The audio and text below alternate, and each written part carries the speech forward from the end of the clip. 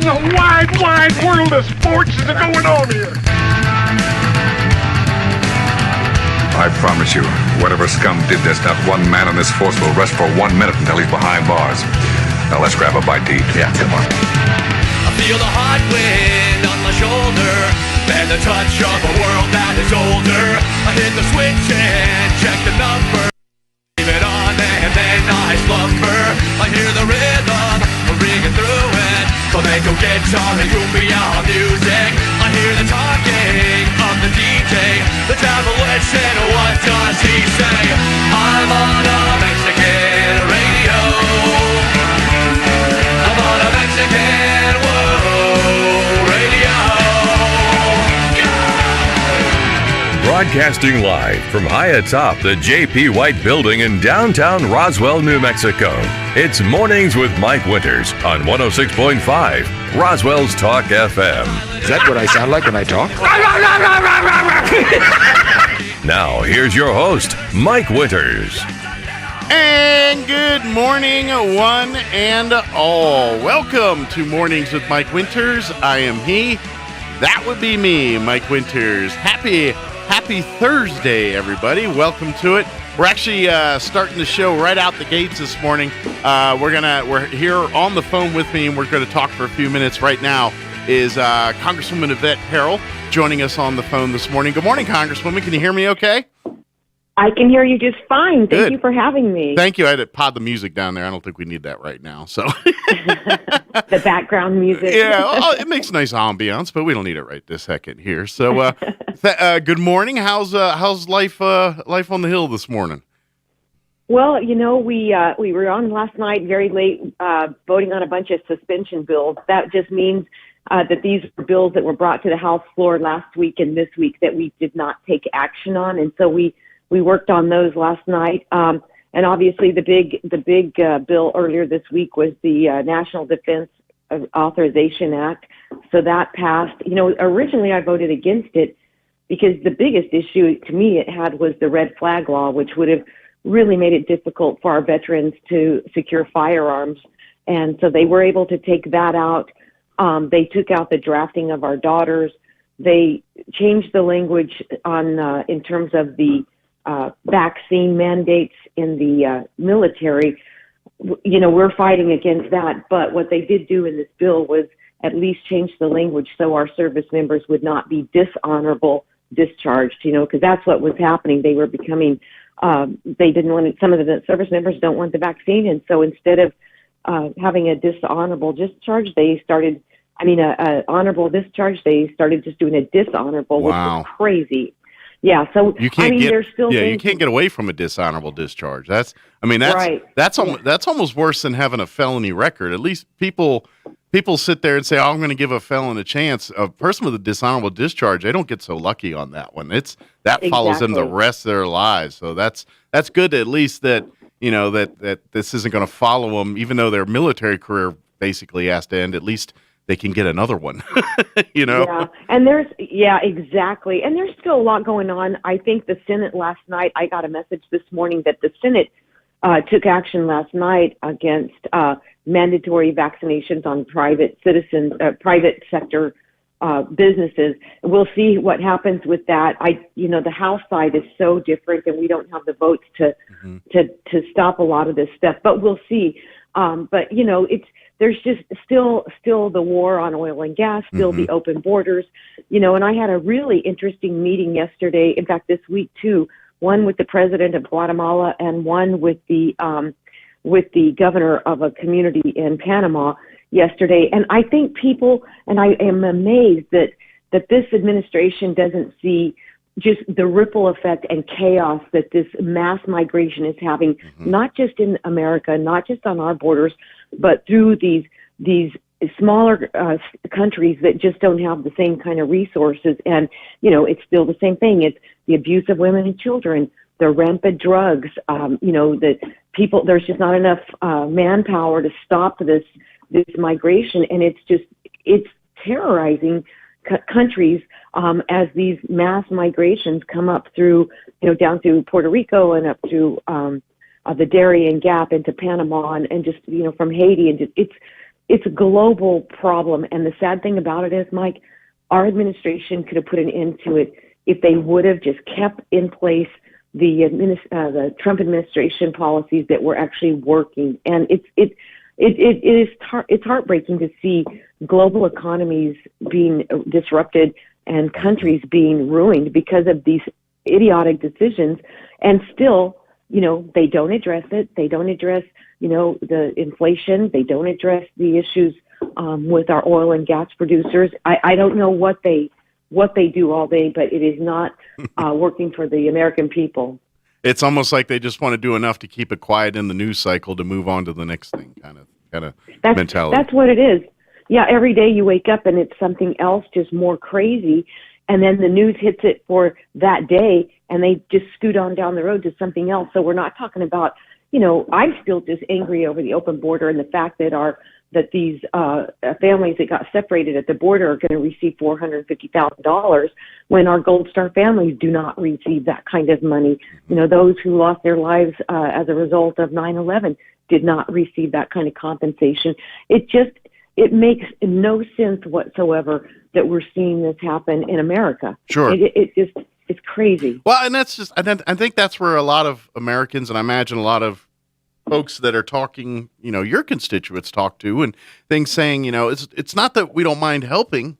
We want to help as many people as we can, but we can't neglect our own first, and that seems to be the problem. It's like, look, in a perfect world, we'd be able to these people wouldn't be trying to get in here in a perfect world, but right. In a perfect world, we'd be able to accept them and take care of all the needs of everybody. But the thing is, we can't. It's just not, the logistics won't allow all that to happen. So why aren't we taking care of the people first? And then once they're taken care of, then we can address the help others outside of our borders, Right, because they want to ignore the crime rate. Here we are in New Mexico with just an amazing state, a great cost of living until this administration. But I mean, we have all these natural resources, all this opportunity, and just this heavy-handed government.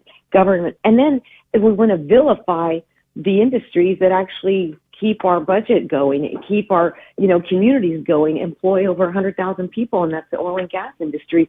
And they just want to vilify it. And I was on a committee hearing last week, and a New Mexico senator was actually one of the witnesses. And it was an interesting thought, that I was in my mind thinking, how are you vilifying this and saying, New Mexicans don't benefit from this oil and gas industry, and we need to start looking at, the marijuana industry and other things to diversify. And tourism, here's what cracked me up. Tourism, on these public lands would bring in more money than production of oil and gas. And I'm thinking, Sure. I don't know too many people that just want to go down to southeast New Mexico in the desert and, the mountains, that's one thing, but it makes no sense, but they are message linked on point. And, they think they're speaking for all of New Mexico or all of America, and they're actually not. They got their head way buried in the sand if they don't think oil and gas doesn't benefit their daily lives here in New Mexico. I think to be honest, I would think to even make a remote comparison to oil and gas and tourism in this state, you'd have to put like 2 Disney Worlds and a couple Six Flags in here to even, compare to the amount of revenue that oil and gas brings to the state versus what tourism would bring, Well, and what's even more ridiculous is how do you think these tourists are getting to New Mexico? Sure. They're not walking, they're driving, they're flying. That's the irony of all of this. Yeah. They want to vilify and continue to attack, not only producers, but this is what makes me mad, attacking communities. I mean, these are families, that live and grow, raise their children in our southeastern part of the state, and obviously up in the northwestern part. But it's sad that they're just vilifying anybody associated with the industry. But I pointed out on the call, we were on this web. It was a web call, because we're still doing things by virtual. But I wanted to make sure I pointed out for the entire committee that.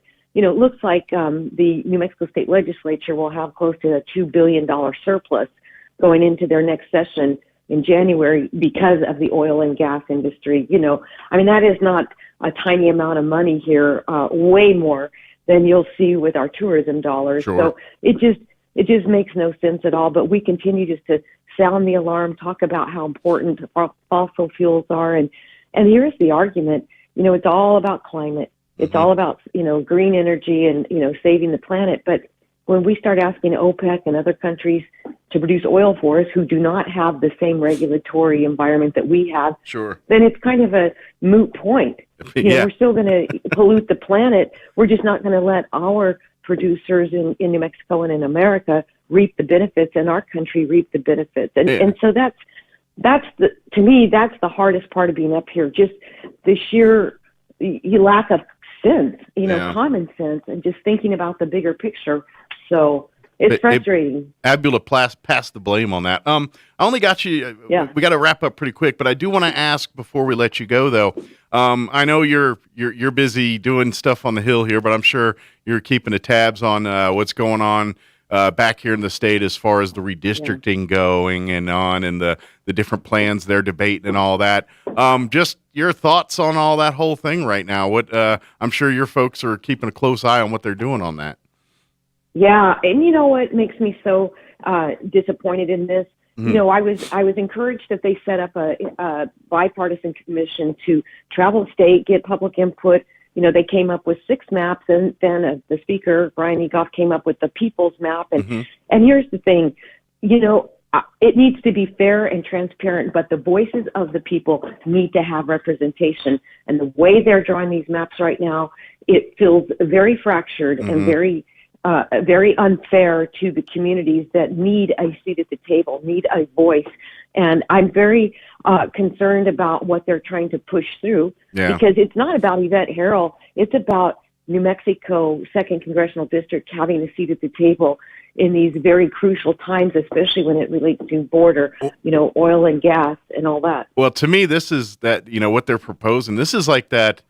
This is the one-sided politics, basically obvious, blatant. It's not even like they don't even have to try to hide this anymore. They can just literally do this out in the open, and there isn't a thing we feel like we can't do about this kind of stuff. So it's almost like this is, to me, I look at it like, hey, this is what us in charge, we're doing what we want, and there ain't a thing you can do about it. And that's the feeling I get on this whole redistricting thing. And I ain't gonna lie, I'm a little nervous that there's not gonna be much to stop them if they do decide to go real extreme on this stuff.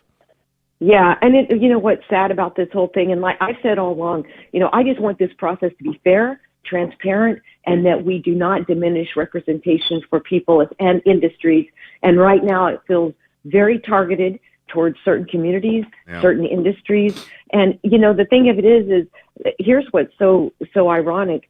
It is to think that you would stifle and try to silence so many people that do so many good things for the state, with whether it's a small business owner, a supplier, oil and gas, the schools, the budget, the whole thing. I mean, it is so sad, because these are, New Mexicans are unique and amazing people and have put a lot of effort and time and love into our state, their families, their businesses, and to bring maps that just really are so obvious, gerrymandered. It's not me they're hurting. It's the people of New Mexico who have made New Mexico the beautiful and great state that it is. And that's what's disappointing. So obviously we're keeping on top of it, but I don't know. Is it too much to ask for fairness, across the board? Exactly. So for all 3 districts, for all the House and Senate seats, is it really too much to ask to just be fair, impartial, and do what's right for the American people or the people of New Mexico, and not make it so partisan where we actually then disenfranchise people that have, like I said, put so many things, so much good into the state that we live in and call home. Absolutely. We're out of time here, unfortunately. I'd love to chit chat with you some more here, but hopefully next time you're back in the state here, we can get a face to face with you for a little bit. And you bet. Yeah, I'm hoping. Hopefully, I think that we're going to get out next week and be home for and then I'll get to come home obviously for Christmas and for 2 or 3 weeks there, and I'll definitely be over in your neck of the woods. So we'll just make that happen. We'll look for it, and we'll keep the cookies on the plate for you. Sounds good. Awesome. All right, Mike, you have a blessed day. Thank you so much. Thank you, ma'am. You do the same, and we appreciate all that you are doing for us here in Southeast New Mexico right now.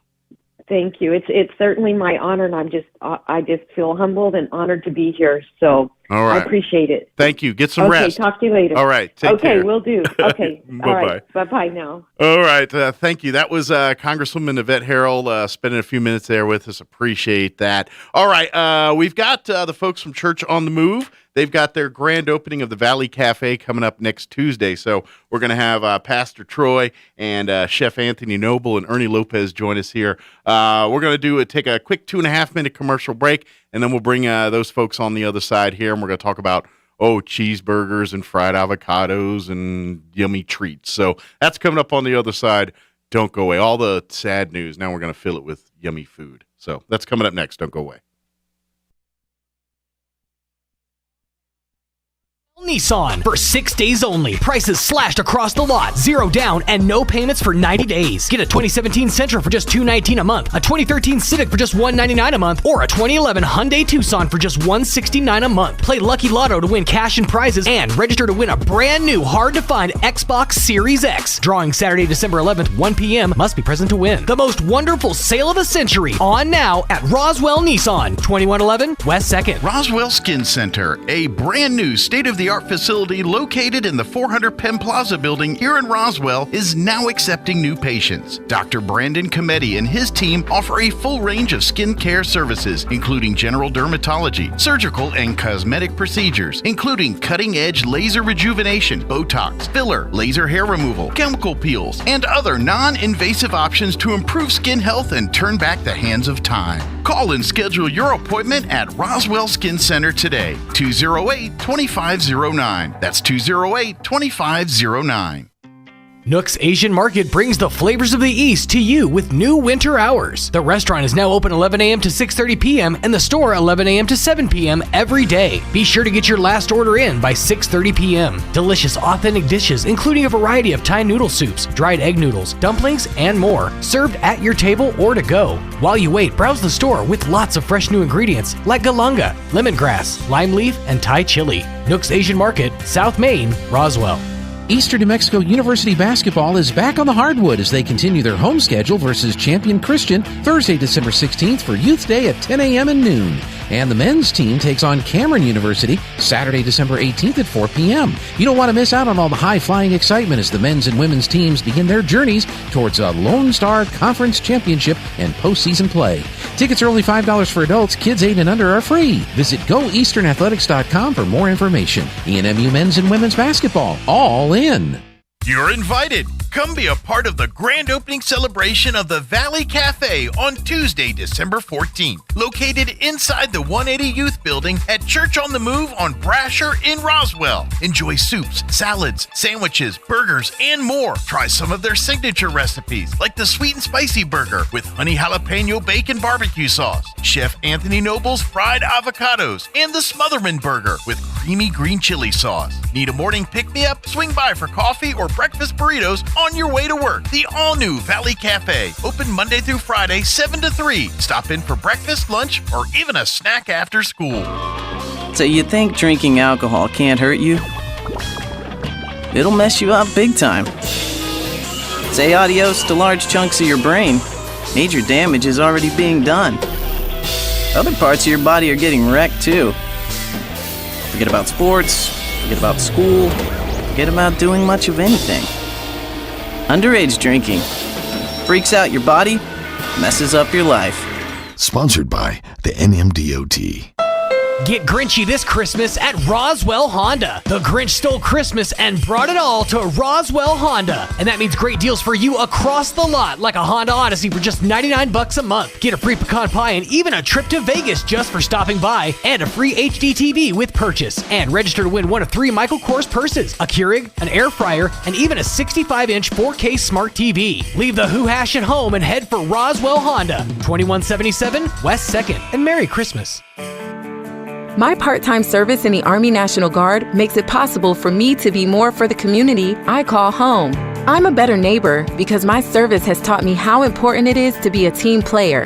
My training helps me in my classes when I give attention to detail to the task at hand. My service also allows me to be there for my community in ways others can't. I help my hometown recover after nature strikes.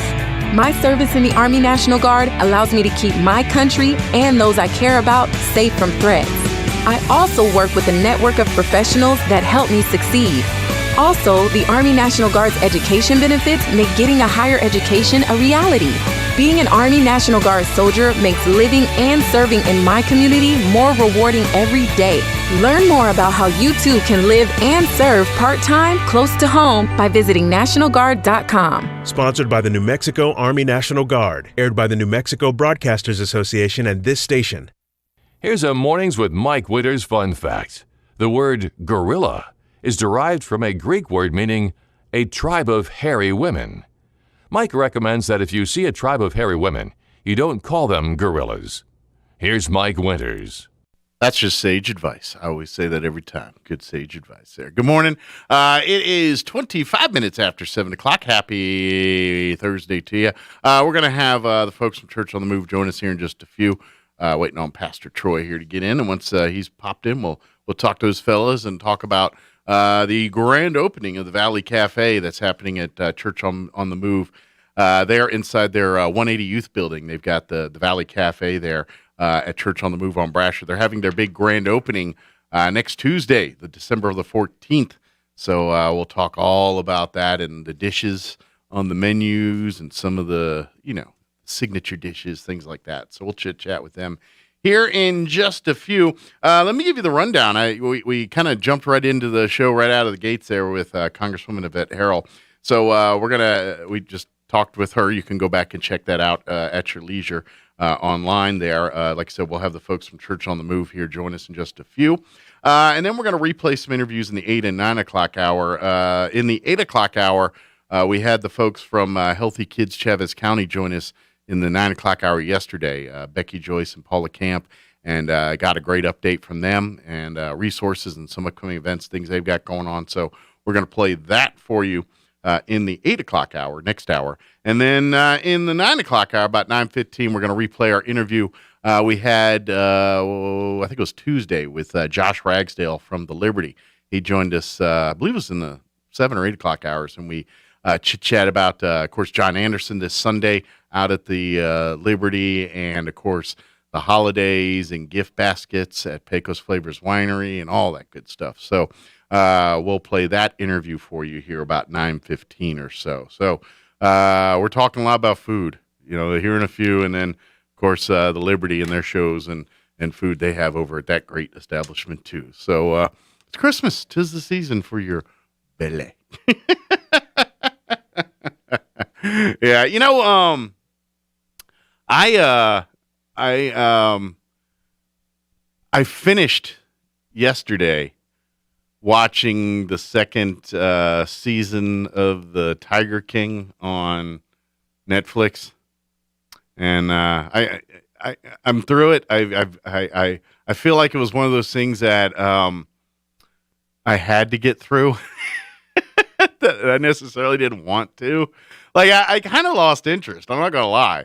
About halfway through the second episode of season 2, I just kind of, I don't know. And then I paid attention and finished watching it just so I can say, well, at least I don't know. Maybe I'm weird, but even things I don't like, sometimes I'm like, well, I started it, I got to finish it. There's a few things I have not finished. Don't get me wrong. There's some I'm like, I don't have the strength.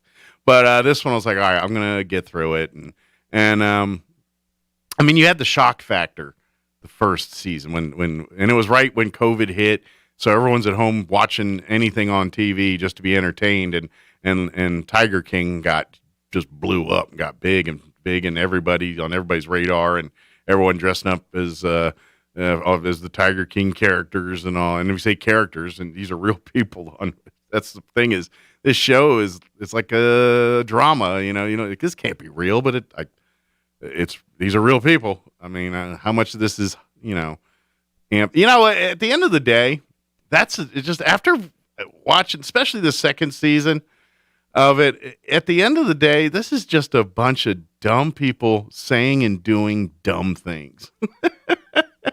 And it's like, no matter what perspective like every time you have a story, whether it's a true story or a work of fiction, you got to have your protagonist, your antagonist. You got to have someone to root for, someone to root against, and even in documentaries and things, there's always a good guy, bad guy. And in Tiger King, there's no good guys. There really isn't. There's people you kind of feel sorry for, but at the end of the day, every single one of them have done dumb and said dumb things and done dumb things to be in the scenario they're in right now.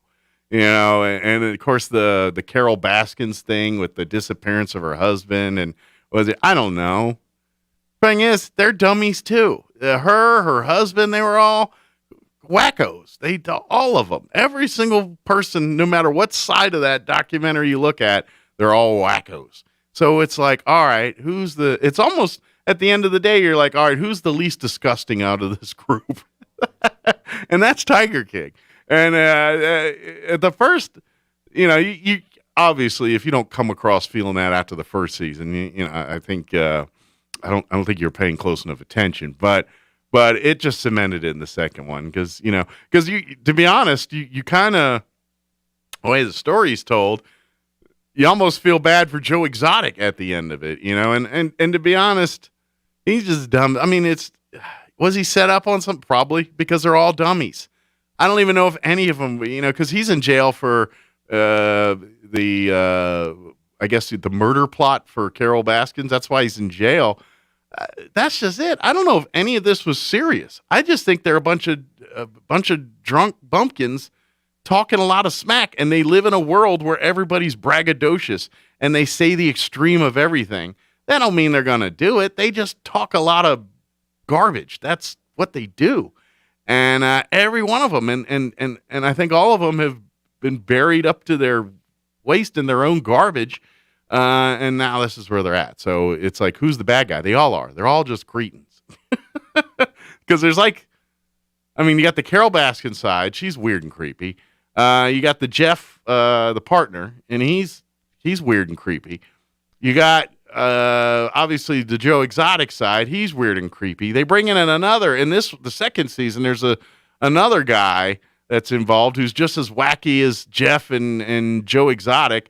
He's mentally unstable, and they bring this clown on, and he's hateable too. They're just every facet. And then the people that's suing the other people, they're just as bad. They're all just feel like creeps and cretins. And at the end of the show, you're just like, they all deserve comeuppance, every single one of them. And to be honest, after watching it, Joe Exotic's the only guy that went to jail for it. Either he should be out of jail or put all the rest of them in jail with him, one way or the other, because he shouldn't be there alone, in my opinion. That's a big just group of idiots just across the board there. So I don't know. All right, it is 7:33. Let's do this. Let's pause for some local news, your Kim Commando update as well, along with the Chaves County sports update, and we'll get all that knocked out. Pastor Troy Smotherman and the folks from Church on the Move are going to join us in just a little bit as we talk about the grand opening of their Valley Cafe happening next Tuesday. That's coming up here. We'll bring them on here in about 5 minutes or so. Don't go away. Now for a Pecos Valley News update, I'm Jared Cirillo. Artesia police officers took part this past weekend in the annual Shop with a Hero event at Park Junior High. The event brings the community's children together with local heroes to receive gifts, take Santa pictures, and have dinner with a hero. The event is put on each year with the help of local donors, including Walmart, Navajo, Holly Frontier, and the Moose Lodge, as well as heroes and volunteers from Artesia Fire Department, Sun Country Volunteer Fire Department, Bureau of Indian Affairs, and New Mexico State Police. The state's top water official issuing an order establishing the framework for dealing with future water shortages on the Pecos River. Water managers have been augmenting supplies in southeastern New Mexico by pumping groundwater, allowing farmers to continue irrigating cropland throughout the Carlsbad area, and for New Mexico to make good on its water delivery obligations to neighboring Texas. You're up to date. I'm Jared Cirillo reporting. This past Tuesday, America received a national security warning that's being completely ignored. I'm Kim Commando with the details, brought to you by T-Mobile. Their advanced network now goes farther than ever before. Visit T-Mobile.com/55 today. It was a 9-hour outage at Amazon Web Services, Amazon's cloud computing arm. Security systems from Ring doorbells to large commercial systems were offline. Venmo and other pay services froze. Delta and Southwest Airlines reservations went down. Electronic door locks defaulted to the locked position. Netflix and other services stopped working. All of this is just a quick snippet of the mass chaos that would come should a terrorist attack or even a simple programming error seriously disrupt the internet. How long could America function without pay-at-the-pump gas stations, store cash registers, water, traffic signals, and other services that are now a part of this massive Internet of Things? Would it be 2 days, 1 day, or only a few hours? Get breaking tech news 24/7 at Commando.com. Happy holidays, Commando Show listeners. You guys and gals know that I'm all about finding the very best tech out there. They don't call me America's digital goddess for nothing. This year, I have a tech tip that'll make you feel merry and bright. Let me tell you all about the Epson EcoTank cartridge-free printer. It cures what I like to call cartridge conniptions, those moments of absolute panic and total annoyance when you're printing holiday cards or gift tags and your printer's tiny cartridges run out of ink.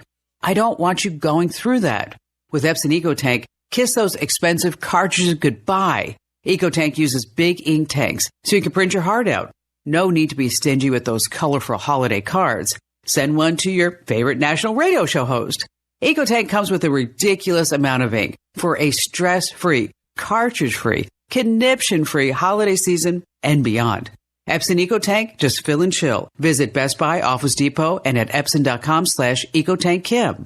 I'm meteorologist Steve Hamilton with your Pecos Valley weather. Will be fair today, but we do have a storm system on the way that'll be causing gusty wind and maybe even a few showers over the upcoming weekend. Sunshine today with a few clouds, wind kicking up to 30 miles an hour, and we'll be in the low 70s. Overnight, partly cloudy, slim chance of a shower, and low to mid 40s and windy. Very gusty tomorrow, sunshine and mid to upper 60s. I'm meteorologist Steve Hamilton, and that's your latest forecast. It's time for the Chavez County Sports Report. Got some small school tournament action going on over the next 3 days. For instance, in boys basketball, Dexter will be playing at Tularosa. Dexter is still looking for its first victory in Tularosa. Well, that's their own tournament. That's the Johnny May Classic. That game starts at 6:30 tonight. Gateway Christian also in a tournament game and also looking for its first victory. Gateway's 0-4. Quemado is 1-3. Gateway Girls, well, they're doing just fine so far, 4-0, and they'll be taking on Quemado. That starts at 12:30 today. Quemado is 2-1, and the Hagerman boys are 2-2 overall. They are playing in the Cloudcroft tournament. That starts at 2:30 today. They'll take on Cliff. Cliff's always good in girls basketball. Sports Report brought to you by DSI. Call DSI for all your office technology needs. I'm Eric Butler at Roswell's Talk FM 106.5. With the SRN News Business Brief, I'm Bill Alexander. Southwest Airlines expects to turn a profit in the fourth quarter and throughout 2022 as air travel recovers from the pandemic, and company executives say the new COVID-19 variant is not hurting bookings. A New Jersey company admitted Wednesday that it violated price gouging laws by selling N95 protective masks at the onset of the COVID-19 pandemic for 400% more than what it paid for them. The TSC agency, a logistics company, pleaded guilty by video conference before a federal judge and faces a fine of $200,000 or possibly more, depending on the amount of monetary loss by the victims. On Wall Street, the Dow up 35 points to 35,754. The Nasdaq up 100 to 15,786, and the S&P 500 ahead 14 points to 4,701. With the SRN News Business Brief, I'm Bill Alexander in Washington. Here's a Mornings with Mike Winters fun fact. It's considered good luck in Japan when a sumo wrestler makes your baby cry. But who gets the good luck, the sumo wrestler or the baby? Here's Mike Winters. I'm guessing the sumo wrestler, because, I mean, what kind of luck? I mean, other than the baby just kind of hangs out and eats and cries all day. Like, you know, if everything's healthy, everything's good there. But I don't know. Have to ask the folks in Japan about that one. Good morning. It is 39 minutes after 7 o'clock. And joining us in studio this morning from Church on the Move in the new Valley Cafe. We have Chef Anthony Noble and Ernie Lopez with us this morning. Morning, fellas. Good morning. How you doing? Doing great. How about yourselves? So far, so good. Awesome. Well, I imagine you're pretty excited. We're days away from the grand opening of the Valley Cafe, which is a new restaurant. I guess you could say diner, cafe. Well, it's cafe. But really come in if you need just a quick cup of coffee on the way to work, or you want to sit down and have lunch or something like that. That's what it's there for you to come. So first off, I got to ask, how did all this get started? How did, because we think church on the move, and we got a great facility. We got the 180 youth building there. They got so much going on there. What just said, you know what, we need a restaurant. How did that come to be? Well, when we renovated the 180 building, we, to begin with, we just had a residential stove in the kitchen, and that was pretty much it. Okay. When we redesigned the renovation for the youth building, we added a whole new commercial kitchen. Okay. So we added the fryers, the freezers, the griddle, gas stove. We updated everything, and then we started discussing. He's like, hey, we got all this great stuff. Why don't we use it more often? Right. We decided to do a cafe. So that's been in the planning since September, October. So I guess initially, was it when they put all this stuff in, was it, hey, this is going to be for the youth programs at the 180? And then they said, you know what? This is kind of a lot of stuff. We don't need it all the time for the kids. Let's expand it. Yeah. I haven't priced commercial grade kitchen equipment, but I'm pretty sure you just can't roll off a couple $100 and get one of those. They're probably definitely thousands of dollars. Exactly. And I may be lowballing that on the cost of that stuff. So, well, that's great. So Anthony, you've been a chef here in town for many years now. I imagine you're just part of the church, as a member of the church and things, and then you said, "Hey, I'm a chef here." I mean, how did you come from your day job, so to speak, to now being the chef here at Valley Cafe? Well, I'm gonna turn your mic on. That's always helpful instead of everybody else's. Sorry about that. That's all good.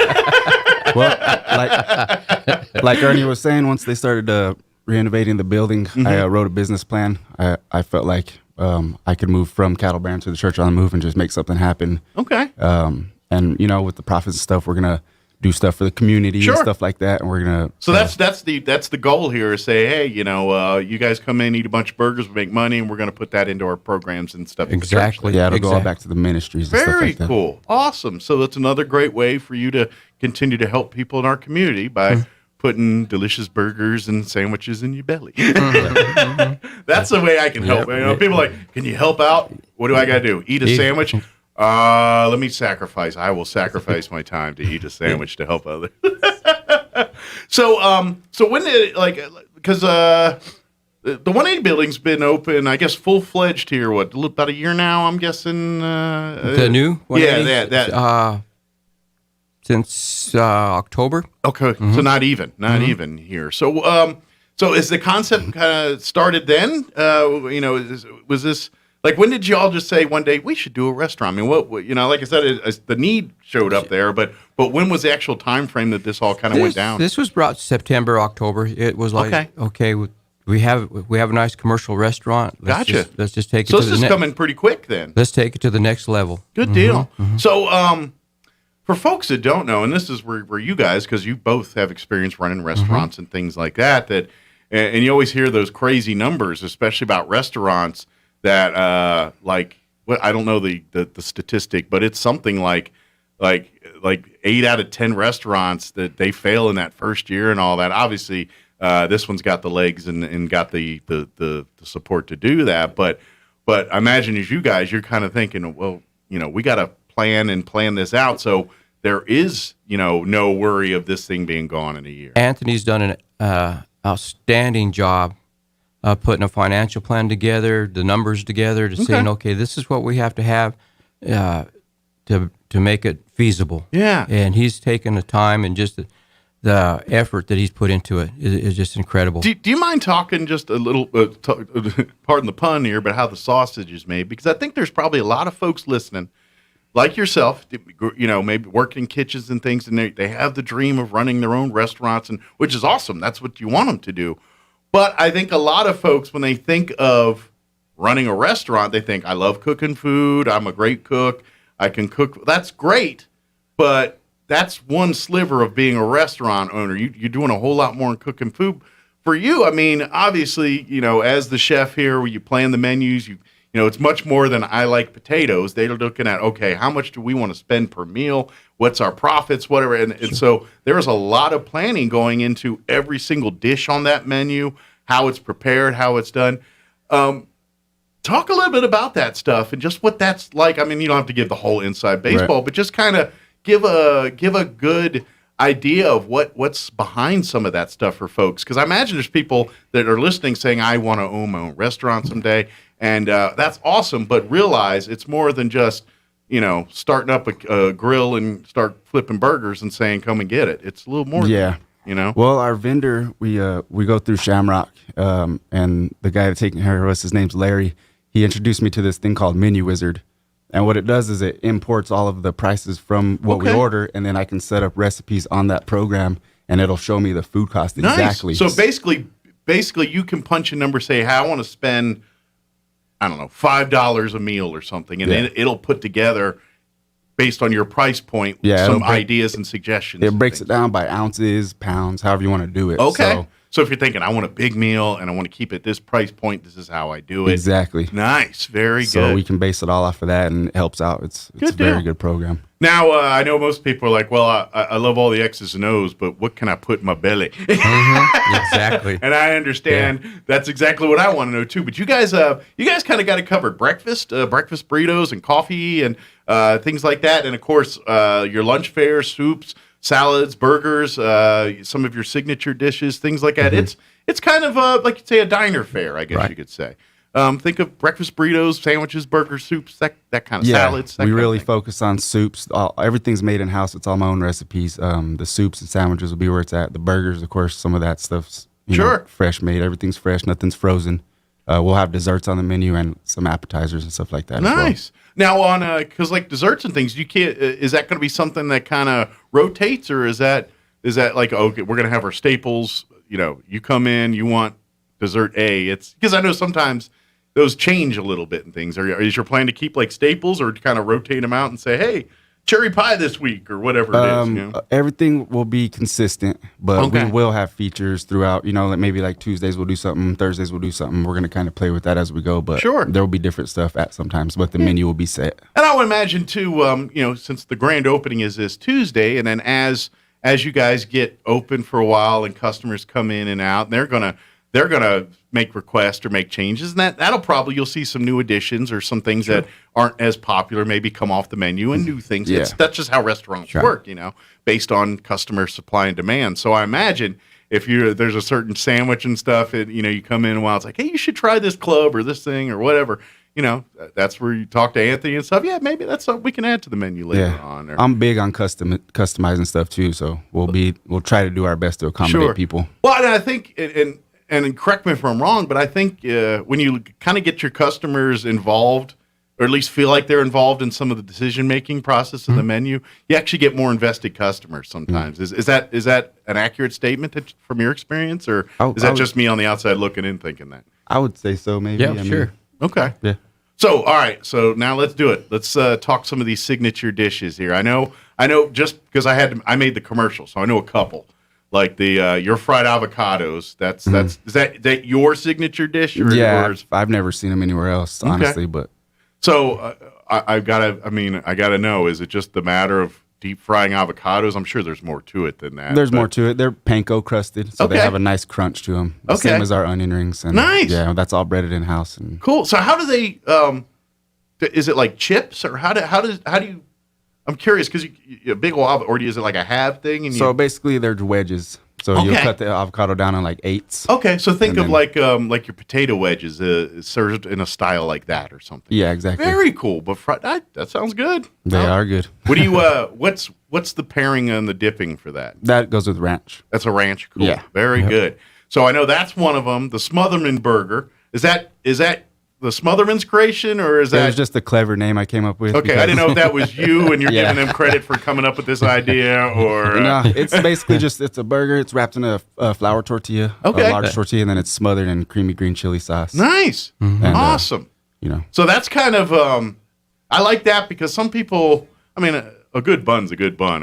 You know, but some people don't want all that bun. They're like, no, I want and that's where I love the tortilla when you serve burgers on tortillas. And so I do that at my house all the time. If, you know, and not if I run out of hot dog buns and I'm like, oh, grab tortillas. No, I'm like, I kind of prefer the tortilla over the hot. You know, you can kind of do your own thing. But yeah, that's another level of, you know, go try Anthony's first, but. You know, after you kind of try his, and you can come home and try to make your own tortilla burger on a tortilla kind of thing. Talk about some of the soups and stuff. Do you all is that based on what you feel like making that day, or is it you know what ingredients are available, or do you have a set? All right, Tuesday we're having chicken noodle or whatever. Right. Well, there's going to be 3 consistent soups. Okay. Creamy green chili chicken. Okay. Caldillo, which is basically a green chili stew with ground beef, and then we'll have a chicken cordon bleu. Ooh. And that's has a hint of Dijon mustard, a little bit of Swiss cheese in it. Okay. Chicken and ham. Nice. So those will be on the menu always. I'm a Dijon or the cordon bleu sandwich, any form of a cordon bleu. I'm down with it. So I've never had a soup form. Yeah. So those 3 will be on there always, and then of course we'll have stuff. Sure, like seasonals, and things like that. Depending on the weather and stuff like that. Okay. You know. Do y'all do like a morning menudo or anything like that? I know you do breakfast burritos and coffee and all that, but as far as the soups and stuff, that's probably more lunch. That's actually a good idea. I didn't think about that. Yeah. So yeah, we might do a pozole or something like that in the morning. Yeah. Yeah. Well, all I know is you hear people serve menudo, people come running. Right. Yeah, there's some competition in town with pozole and menudo, though, so we'll really have to nail that down. Well, and to be honest, I haven't had a bad one yet. I'm just saying, you know, everyone's like, mine's the best. I'm like, they're all great. Good. Yeah. Hey, come to the party. You know what I'm saying? And that's a great. Yeah, I think especially because I think a lot of places reserve it for a Saturday thing too, don't they? For menudo. Sunday's big. Actually. Sunday big. The week. Yeah, usually it's on weekends. So maybe you're the guy that I'm doing it on the weekdays. Right. Why you got to wait till Sunday to eat menudo? Now, let me ask, though, because I've heard this debate, too.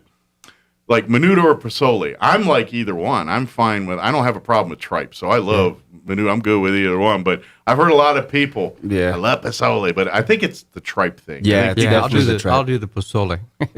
I'm a pozole guy, too. I love it, but I won't kick menudo. I don't mind eating tripe. I kind of, I think people get... Yeah, it's the thought. That's all it is. Yeah, it's just people. Thought. If you're not used to it or not growing, and then you get something that's kind of chewy, and you're like, all right, this is weird. It's like it's just tripe, man. It's all good. Right. It's all cow. So, all right. I'm gonna put you on the spot. If there was one thing on your menu that someone said to you and said, this is the only thing you can eat the rest of the time you're here, nothing else. What would be that one thing on your menu? I'd go every day. That's what you're eating. And I'm going to hit you both with this. What's your choice? If someone held you down to this is the one thing on your menu that you could only eat, nothing else, what would it be? Wow, that's a tough one. You go first, Ernie. I would go with the soup.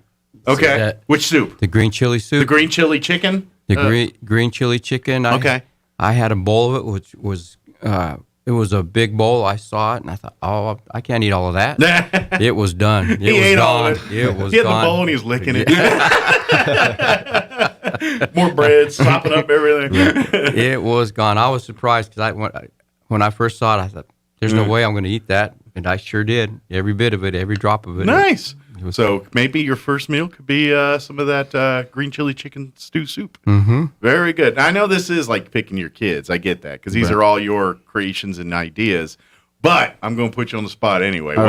If someone said there was one meal or one dish, that's it. What would be your go-to? Well, I really like burgers, so I would go with the sweet and spicy burger. Yes, we haven't even talked about that one yet. That's so if you like, and I love those because. I think we all love spice. I mean, especially we live in New Mexico. We green chili everywhere, but it's nice to not be overwhelmed with spice without something to complement that. And that's where that sweet and spicy burger comes in because you're like going, then the sweet starts to put that fire out a little bit, that barbecue sauce, it's really good. It has brown sugar and molasses to kick off some of the heat. Nice. Roasted jalapenos, and it has jalapeno poppers on it and a big, thick cut onion ring as well. Nice. With pepper jack cheese. So you get kind of as far as mouth bite feel, you get a little bit of that fried crispiness. You get obviously the sweet and the heat there with the sauces, and then your beef and on all the meat bite there too. Yes, sir. I'm hungry now. We should have brought you some samples. All right, well, next time there. But what about like sides and stuff? Do y'all do like chips and all that? What's the side game? We got French fries, and then we're gonna do like mini hash browns, like tater tots, kind of. Oh, nice. And then of course the onion rings. Very good. I ain't gonna lie.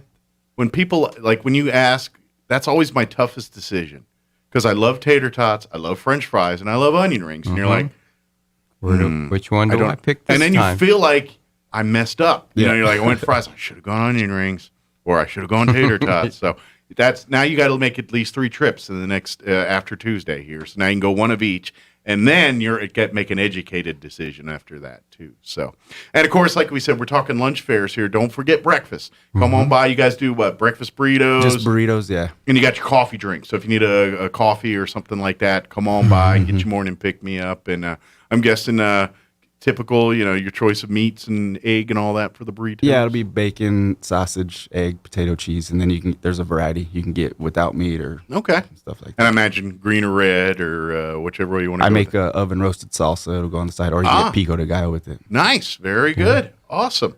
So is it a holdable, or do you have to sit down for this one? The burritos, yeah, they're holdable. Okay, yeah. Good. They'll be able to go to work and eat it as they're driving. I love both. I like them both at the party, but sometimes, especially in the mornings, you got a plate smothered. You're like, dude, I've got to drive. Yeah, well, if you want them smothered, it'll be a sit down for sure. That's right. If you want smothered, we're going to sit down. But of course, you guys will be the grand opening will be coming up here on next Tuesday. 14th. What time are you going to? 7 a.m. when you? 7 a.m. Because I believe the hours 7 to 2. 7 to 3. 7 to 3. Yeah. Monday through Friday. Monday through Friday, and we're planning on doing Sunday soon, but not yet. But Okay. I just want to kind of. Well, that's where you got to put that menudo. Yeah, there you go. Absolutely, it'll be a curbside pickup only type of deal. But we'll announce that later on. I imagine there's a lot of things happening at Church on the Move Always. Sunday mornings. Just all week. One of many.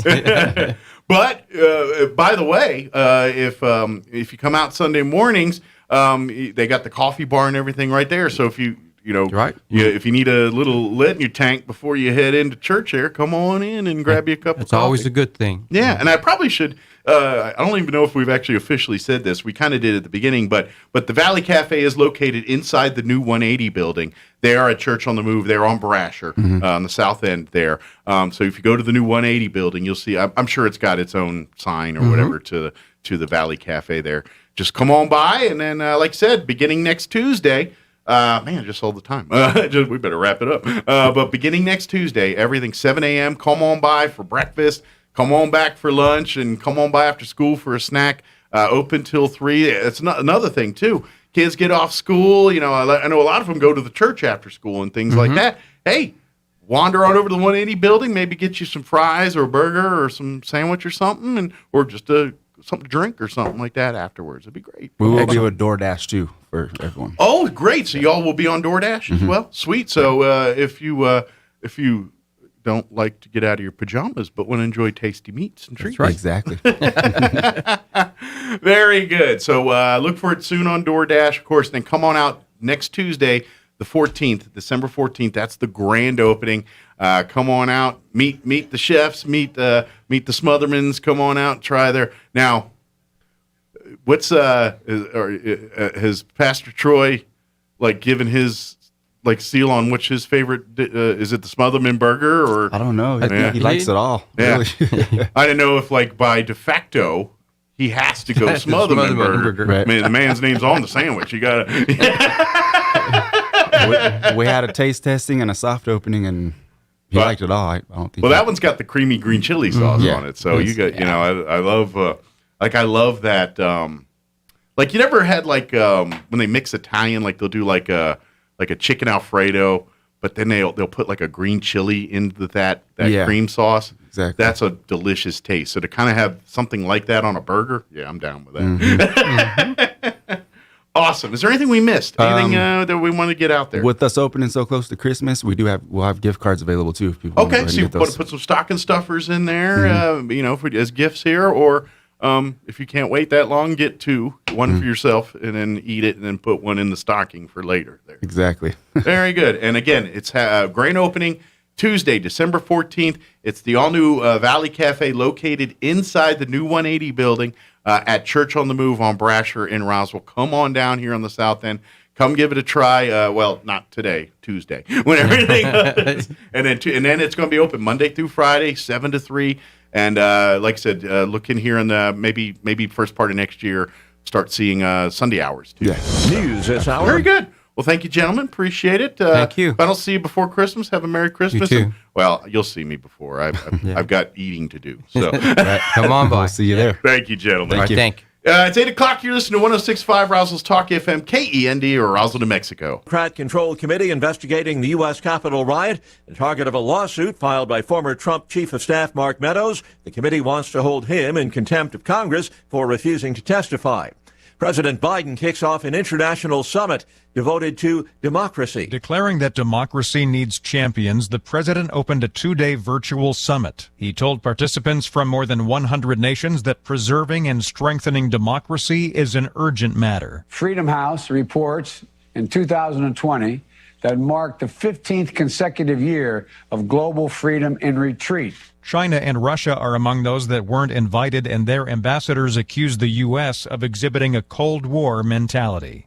Greg Clugston, Washington. Ohio Republican Congressman Jim Jordan using another B word to describe the Biden Build Back Better plan. That word, baloney. Jordan says plans loaded with tax hikes and waste. That's what's going to further harm our economy. Already, economy that's we're at a 31-year high in inflation. So, yeah, this has got a bunch of baloney in it. The American people understand that. Jordan talking with the Salem Radio Network's Hugh Hewitt. At the U.S. Capitol moments ago, a flag-draped casket bearing the body of the late U.S. Senator Bob Dole has arrived on Capitol Hill, about to get underway in the stately U.S. Capitol Rotunda, a congressional tribute to the late Republican senator. Along with his many years in the Senate, Dole was a GOP presidential candidate and a war hero. He died on Sunday, at the age of 98. More on these stories at townhall.com. Why are cash-out refinances such a big deal right now? Uncle Ryan tries to teach me something. I really feel like right now might be a once-in-a-lifetime opportunity. I've been doing this for 18 years now, and I've just never seen a market where the rates are so low and values across the country have skyrocketed as much as they have. That combination, I remember one couple in particular, they were looking to do some home improvements at the house, but they were worried about their payments going up. Well, with rates being so low and them building up so much equity in the home over the last few years, we were able to get them the cash out for those home improvements, and their payments actually went down a little bit. Every single situation is different, but it does happen more often than you think. So it definitely does not hurt to call. We are United Faith Mortgage. United Faith Mortgage is a DBA of United Mortgage Corp. 25 Middle Park Road, Melbourne, New York. Licensed mortgage banker. For all licensing information, go to nmlsconsumeraccess.org. Corporate NMLS number 1330. Equal housing lender. Licensed in Alaska, Hawaii, Georgia, Massachusetts, North Dakota, South Dakota, or Utah. Italy has slapped Amazon with a huge penalty, accusing it of damaging outside sellers. Italy's antitrust authority has fined Amazon $1.3 billion, accusing the company of exploiting its dominant position against independent sellers on its website in violation of EU competition rules. The fine's one of the biggest leveraged in Europe against the online retail giant, which expanded in particular in Italy during a coronavirus lockdown that prevented residents from going to stores to buy items considered non-essential. Amazon says it strongly disagrees with the decision and would appeal, calling the fines unjustified and disproportionate. I'm Charles de Ledesma. An independent body set up by a prominent British barrister to assess evidence on China's alleged rights abuses against the Uyghur people includes the Chinese government committed genocide as well as crimes against humanity. News and analysis, townhall.com. There is some talk of turning California into a sanctuary state for abortion should the U.S. Supreme Court overturn Roe. versus Wade. The California Future of Abortion Council, a group started by Governor Gavin Newsom, released a list Wednesday of 45 recommendations for the state to consider if the High Court overturns Roe v. Wade. The council is made up of more than 40 abortion providers and advocacy groups. Among the report's recommendations, providing funding to cover travel expenses, including lodging and transportation, for patients seeking abortion. The Supreme Court could overturn Roe v. Wade next summer. If it does, more than 24 states are poised to ban abortion. I'm Mike Gracia. Watching Wall Street this morning, stocks opened in the red, and that is where they remain. Right now, the Dow down 84 points. The NASDAQ Composite Index off 43, and the S&P trading 9 points lower. More on these stories at townhall.com.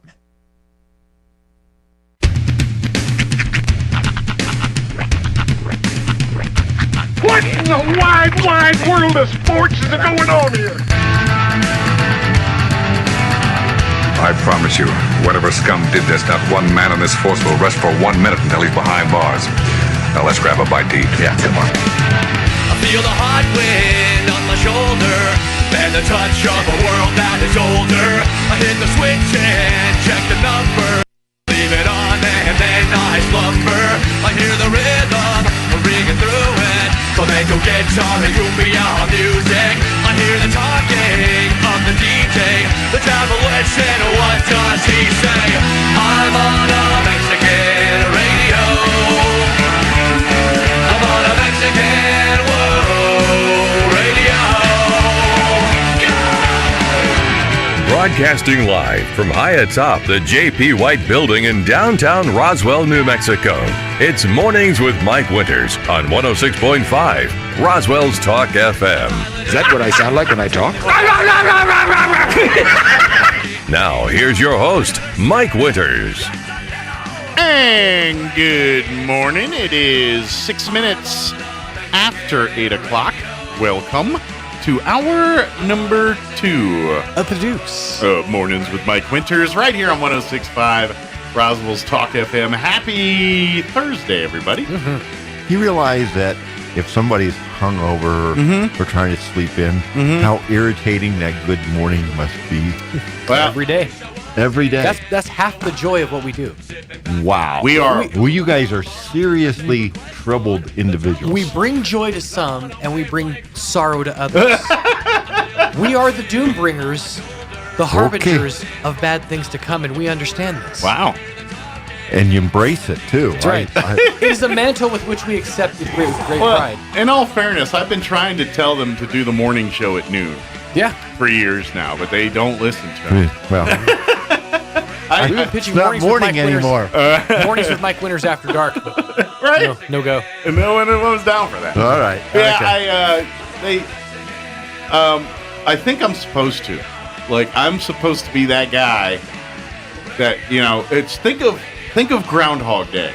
Remember the movie Groundhog Day? Yeah. Where he wakes up to Sonny and Cher every morning there, and the DJs are like, oh, man, it's sunny out there. It's cold out. It's cold out every day. Yeah. That's kind of, I don't go full there, but, that is in the lineage of this position. There are certain people in this world that are blessed with the ability to wake up and just be up.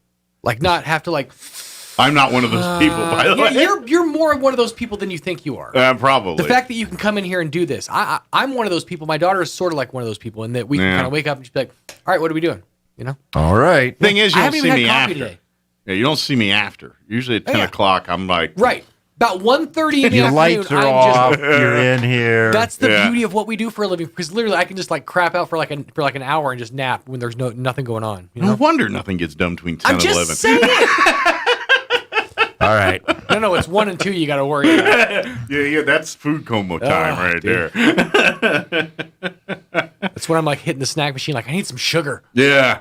Once again, I'm not working on my impression of Mayor Dennis Kentai. That is Mayor Dennis Kentai. Tonight's city council meeting. Now I know where I messed up in my head because the first Tuesday of the month is this week. The second Wednesday of the month is this week. So I planned in my head, school board's not meeting this week. They mean so I automatically in my head went the rest of the way of the week that way and thinking city council was next week. In my head, the whole thing. I was like, Mayor will be here next week. And then the mayor called And it was like, oh, yeah, it's the second Thursday. They meet on Thursday. Right. So that's where I messed up. Fizbin. I Fizbinned it. That's exactly what I did. Star Trek. Yep. Piece of the action. Classic Star Trek. The original. Oh, not one of those fake subsequent ones, but the real thing. Yeah, that reminds me. I think Captain Kirk's getting upstaged today. Bye. Who's going up? Michael Strahan. Isn't he going up? I thought he's going up In to Blue space Origin? today. Yeah. Really? I think what is he, CBS or which one's he on? He's on one of the morning shows, CBS or ABC. He or, was on Kelly Ripa and Strahan. Yeah, And he went, so ABC. I think ABC, yeah. I think they're Morning sending America. him up. They're sending him up. I think today, Thursday. Nice. I think he's going up space. I thought I saw a commercial. See, and for that. I just heard that the goal was to try to get Blue Origin to land somewhere between his teeth. Yeah. That's what I thought it was. One with a tooth No? joke, huh? Whoa. Well, man's can't do like- that anymore? I'm not making fun of a man who's 3 foot taller than me, and my arm is the size of his finger. Fair enough. I guarantee he's not listening right now. Guarantee he's not as well. So Yeah, but there's hold on, a honey. thing. I'm just listening to every local Facebook morning is show forever. in America. Although I have a big ego, maybe he does tune in. All You right, never all know. right. That's right. it. While he's preparing to go to space right now, he's like, I Right. got to see what Mike's doing. Let me just in New log in Mexico. every local morning show in America Roswell. and see if they're talking Is about his me. sidekick making fun of my teeth? People to kill list. Sean Smalls. Won't be the first time. There we go. You don't have any idea how many times my name is written in lipstick on somebody's list? I hate to think about it. The lipstick, that's a nice touch. Yeah, yeah, that is classy. Anyway, Mayor is joining us here not to discuss Michael Strahan's space trip, but to discuss tonight's city council meeting. I guess it's fair to say the final city council meeting of 2021. We can pray. We can pray. Yeah, I mean, to bed. Scheduled meeting Yeah, of 20. Yeah, exactly. Maybe that's the appropriate term there. But Mayor will join us here, and we'll chit-chat about that. I was talking yesterday, or last hour. Mm-hmm. I finally finished that second season of Tiger King yesterday. Did you? I feel oogie after See? watching that. That's why I don't want to do it. Right there. Because there's nothing good that can come from the second season. That it's all trash. Every Yes. person is trash. The on first that season show. was largely trash. There was a couple of good takeaways from it. And I said on this Yeah. morning No. show, It's- there's nothing good to come from season 2. It's like you kind of feel sorry for some people, but they reap what they sow. Yes. Every single one of them reap what Absolutely. they sow. It's All just a mess. Yeah. So get through it. Mm-hmm. No. I watched it. I said I did it. Still no.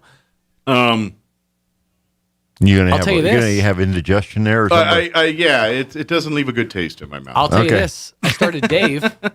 Did you? Yes. Nah, what'd you think? About 3 episodes deep so far, and absolutely, and it's 100% him. It is. It's 100% his life. Yeah. The fact that the whole him getting upstaged in episode 2, Mhm. fantastic. Yeah. It's really well put together. Yeah, it's a dumb show. Yeah, of course. But it's very funny. It's a good turn off your brain for a few minutes. Yeah. I highly recommend it. It's on And Hulu. watching him, the way he does that in that first episode, the way he breaks down that rap, that's exactly the way he does it. Kind of that dancey style.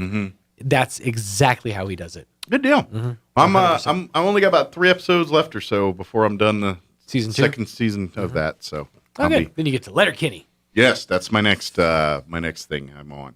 So that and What We Do in Shadows. That's Figure it the out. other I one I'm say watching. that's what I say. I say figure it out. Okay. And then there's something. Oh, I've been watching Hawkeye on Disney Plus too. Oh, did you start that? Mm-hmm. I haven't checked that. You've out seen yet. that? Nope. You watch any of I've- the Marvel I've stuff? heard good stuff. No. Okay. No, I 'Cause don't. Marvel. Are you familiar with the Avengers? Is it still Jeremy Renner? Yes. I remember the comic books. Okay. You I read the remember comic. the guy that shot the bow and arrows, Hawkeye? Okay. It's a Been series about him. Been a few decades. Yeah, that one. Because I had heard. And that Mayor it of was- Kingstown's another good one on Paramount. That's a good one as well, starring Jeremy Renner again. I am very much not caught up on my Marvel lore. I mean, I heard that I heard that there was another Hawkeye.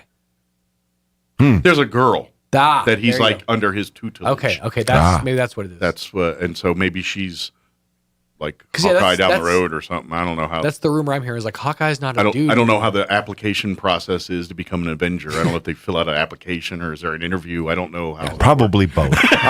There might be a written exam too. Yeah, exactly. A bit of a vetting They got a process. test for it. Well, you've watched The Boys. You know how it works. Yeah. I'm sure there's some kind of committee. Kind of like getting into medical school. Giancarlo Esposito is sitting in a room somewhere, and he's deciding, along with Elizabeth Shue, who's going to get in. Yes. Yeah, there we are. Totally makes sense. Profound. It is. It is 8:14. I guess we should probably do some weather and whatnot. Good news is it's not bad today. That's the good news. Yeah, I was gonna say, okay, well, but we do have a fire weather watch kicking in tomorrow. It's going to be windy. Yep. I don't think we're going to be the worst part of the state. no, I think we're actually sheltered from some of what the rest of the state might be getting. What I'm looking on the weather as far as winds and unfortunately moisture too. I think they're going to be getting some moisture, Yep. and we probably will not. But we'll see. We'll shake it up. Here's the weather. I'll let the meteorologist tell you. I'm meteorologist Steve Hamilton with your Pecos Valley weather. Will be fair today, but we do have a storm system on the way that'll be causing gusty wind and maybe even a few showers over the upcoming weekend. Sunshine today with a few clouds, wind kicking up to 30 miles an hour, and we'll be in the low 70s. Overnight, partly cloudy, slim chance of a shower, and low to mid 40s and windy. Very gusty tomorrow, sunshine and mid to upper 60s. I'm meteorologist Steve Hamilton, and that's your latest forecast. Thank you, Steve. Currently 40 degrees here in Roswell. Humidity is at 45%. Winds are out of the southwest at 6 miles per hour. Today, nice. Enjoy today, because it ain't going to be like today tomorrow. all right, I'm going to absorb that. So tomorrow will be bad. Yes. Okay. Today, Good. good. Yes. Good. Mostly sunny. High of 72 today. Southwest winds 5 to 15. This December, 9th, 10th? What is it, 9th? 9th. Yeah. You can't complain about that on December 9th. No. Beautiful. Yeah. Tonight's going to be warm for overnight. We're going to be in the mid-40s. Mostly cloudy, 46 for an overnight low. Southwest winds at around 15 miles per hour. And then there's tomorrow. Yeehaw. The good news, mostly sunny, high of 65. That's not that bad. That's the good news. The rest of it, areas of blowing dust after 11 tomorrow. Winds will be out of the southwest, 15 to 20 early, picking up 20 to 25, gusting as high as 40 miles per hour for the afternoon. So, which could be worse, but could be a whole lot better. This is Roswell. That's golfing weather. Yeah, that's we are better prepared for that than other parts of the country. That's right, and we're used to it. Still don't like it though. No. Friday night, good news is the wind's going to be relatively short-lived. It's calming down Friday night, partly cloudy. Going to be chilly, though. Overnight low of 25. It's going to be 46 tonight, 25 the next night. That's a 20-degree drop. Whoa. North winds 10 to 15 miles per hour. That's going to bring cooler temperatures for your Saturday. Sunny, highs only near 55 Saturday. Northwest winds 5 to 10. And then Sunday, a little bit of a warm-up. Mid-60s, sunny mid-60s. And then, just in case you just can't get enough 70s, we'll be back midweek, like Tuesday, Wednesday next week, 72, 74 again. So. Awesome. So enjoy. All right, it is 8:17. Let's take a 4-minute break. I got a 4-minute break to pay some bills here, and then we'll have Mayor Dennis Kentai join us here on the other side, and we will preview tonight's City Council meeting, the final scheduled meeting of 2021. No telling what future holds. We'll be back. Don't go away. From macaroons to mattresses, these days folks are used to ordering just about everything. And it's no different at Roswell Ford. Here at the Tailgate Nation, it's time to order your new Ford. Yep, the Ford factories are working overtime to meet demand, and to get the new Ford truck or SUV you want, you need to order it. Place your order by the end of December, and Roswell Ford will give you a $1,000 cash discount. And when it gets here, it'll be like Christmas all over again. But if you're looking for instant gratification, Roswell Ford has more than 100 excellent pre-owned vehicles in stock and ready for delivery. Each one has passed a rigorous 139-point inspection, and each one comes with a 3-day money-back guarantee.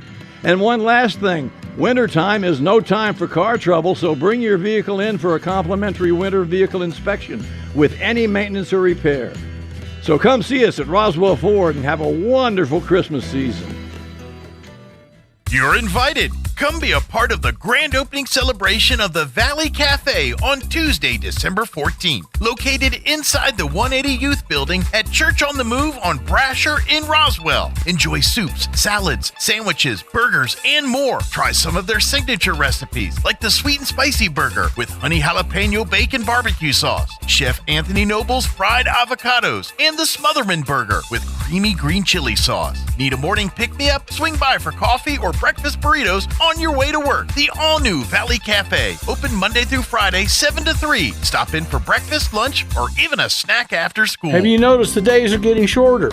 This is Jim Gill from Roswell Seed Company. I know it's kind of hard to tell, but we're on the downhill side of the year, so every day is a couple of minutes shorter than the one before, even though your plants need plenty of food and water to keep them healthy. Like those globe willows that are turning yellow. A good dose of the right fertilizer will make them bright green again. No matter what the problems you're having, we probably have a cure at Roswell Seed Company. But come see us soon, because winter's coming, you know. It's back and just in time for Christmas, the Yucca Blossom Christmas Jamboree. Come experience a winter wonderland of vendors. Over 50 will be fully stocked to help you take care of all of your Christmas shopping. No waiting, no shipping. The Yucca Blossom Christmas Jamboree is Saturday and Sunday, December 11 and 12 at the Eddy County Fairgrounds. Family fun includes a cornhole tournament, Moose Caboose Kids Train with mechanical bull, Runyon Ranch Petting Zoo, and more. Bring the kids because you know who will be there too. Saturday and Sunday, December 11 and 12 at the Eddy County Fairgrounds in Artesia. And thanks to Navajo Refining Holly Frontier for helping us get the word out. If you're missing a tooth or several teeth, a dental implant may be the ultimate solution. Implants look and feel so much like real teeth that you probably forget you have an implant. Maupin and Brown Dentistry is one of New Mexico's most experienced implant providers, with literally thousands of implant patients who are absolutely delighted with the results. Call Maupin and Brown today for an evaluation. You'll be surprised how affordable implants can be. Maupin and Brown, your choice for experienced, state-of-the-art dentistry. That first Christmas was messy, but so was the world. Jesus was born into a messy world full of sin and darkness. When Isaiah prophesied about the Messiah, he proclaimed, "The people walking in darkness have seen a great light. On those living in the land of deep darkness, a light has dawned." When Jesus entered the world, darkness indeed had flooded the land. Today is no different. You don't have to look far in this world to see brokenness and darkness. We live in a messy world. However, God's messy but perfect plan changed everything. That day, God became flesh and was wrapped in old priestly garments and laid in a manger. That was messy, but God wanted it that way. Jesus came to our messy world to be sacrificed for our messiness. How messy is our world? How dark is the world around you? Today, I want to remind you of the light that came into the world for all the world in the form of a baby on that blessed Christmas morning. No matter your mess, He is your light and your Redeemer. Join us at the Country Club Road Church of Christ for worship at 10 a.m. on Sunday, located on the corner of Country Club and Washington in Roswell. Here's a Mornings with Mike Winters fun fact. The average person spends only 10 minutes a day speaking. Many wish Mike Winters was more like the average person. Here's Mike Winters. My wife, what? Me. You're probably in the same boat I am.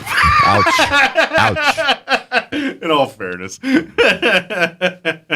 a politician. You're about as liked as I am. Okay. Cursed, I yes.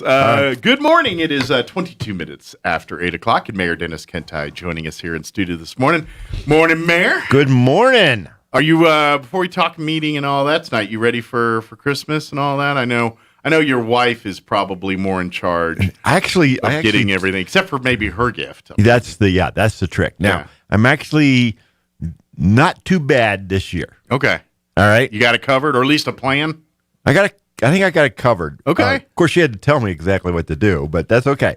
Hey, some people, that's the world they like, and that's what they want. And if they want that, I'm okay with all that. I'd rather be told exactly what to do and do it right, and everyone happy, than me going off on my own and everyone's like, what was he thinking? Yeah. I'd rather have that. No. So I think we're in good shape there. So will you we got to get a few knickknacks and stocking stuffers, but we'll work on that. Very good. Very good. Well, good day. Are you gonna travel or are you gonna? Yeah, we're staying here. I'll be getting on a plane. Grandkids. You getting on a plane? Yeah, I'm a little nervous. First time since COVID. Here. Oh my Lord! But good news is I can lick walls right now. I've had my 3 boosters. All right. I've had everything. I'm COVID. I've got my COVID armor on. I'm good to go. There you go. All right. Don't forget your mask. Yeah, or my patience. Your patience. That's the one right. I really need. So. Yeah.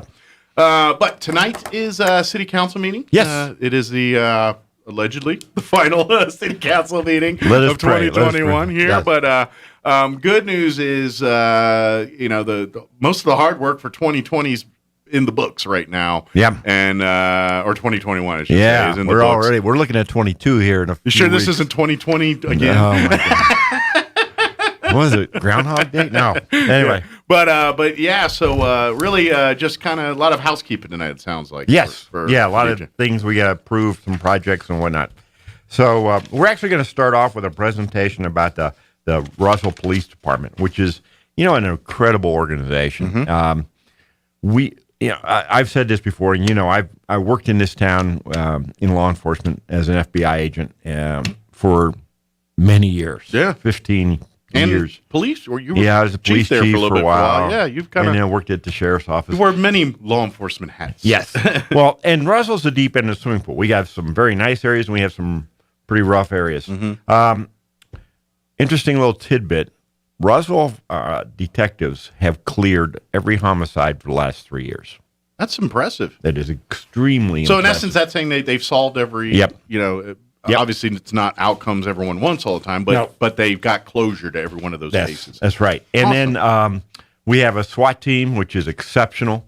They went to a competition back in October down in Texas. I remember that. They kicked butt, if I remember right. Yes. They were the second smallest city, and out of about 40 teams, they came in 9th. They beat teams like El Paso, PD. Big El city. Paso's, yes. That actually deal with stuff like that And they probably have more full often time. than we See, do, that's yeah. the thing. Our SWAT team here is not full time. They're big cities. That's what they have. That's all they do. Yeah, our guys are working patrol cases. officers working cases And detectives. And then when a SWAT situation comes up, they basically grab their gear out of the trunk, and it's like volunteer firefighters. Mhm. They get the call and then they grab their gear and go. Good basically. analogy. Good Yeah. analogy.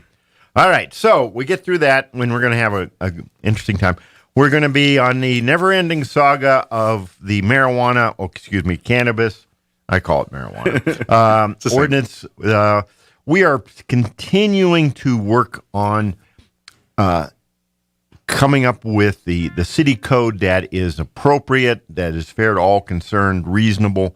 The part of the problem is the state has not given us a lot of clearance. Yeah, you guys have zero real Yeah. parameter. Now, here's my worry. Are y'all going to come up with all this and then the state's going to become a no-no? Here's our parameters now. Let's put it this way. That is definitely in the realm of possibility. But we will find out. In the interim, though, we're going to be ahead of the curve, and we've had other communities reach out to us and say, hey, we've heard you're doing X. Can you tell us about it? And so our staff is... So are you guys starting to turn into the example? Like other communities are saying, what's Roswell doing? Let's... There are some places that are looking at us. All right.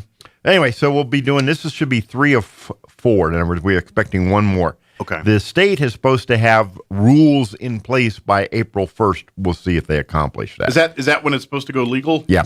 Legally legal? Legally legal. We'll see.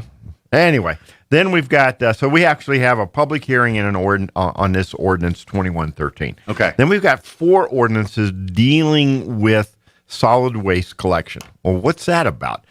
Okay, so under statute, we have exclusive jurisdiction over solid waste collection in the city. Mm-hmm. However, we can issue franchises. Now, we have some commercial entities here that will do commercial collections. Okay. Not residential. Gotcha. But say you have a construction site, say you have some kind of special event, you want to roll off, those kinds of things. Something more than just a trash truck picking up a trash So can. we have 4 companies that do that here. We need to update all 4 of their franchises. Unfortunately, that requires an ordinance, which is this is a little bit of a housekeeping. It's a little bit of pain in the neck. Formality. But we will go through. We will walk through that. Waste management, Wood Camp Disposal, Southwest Disposal, and Desert West Enterprises are the 4 companies. So we will walk through all that.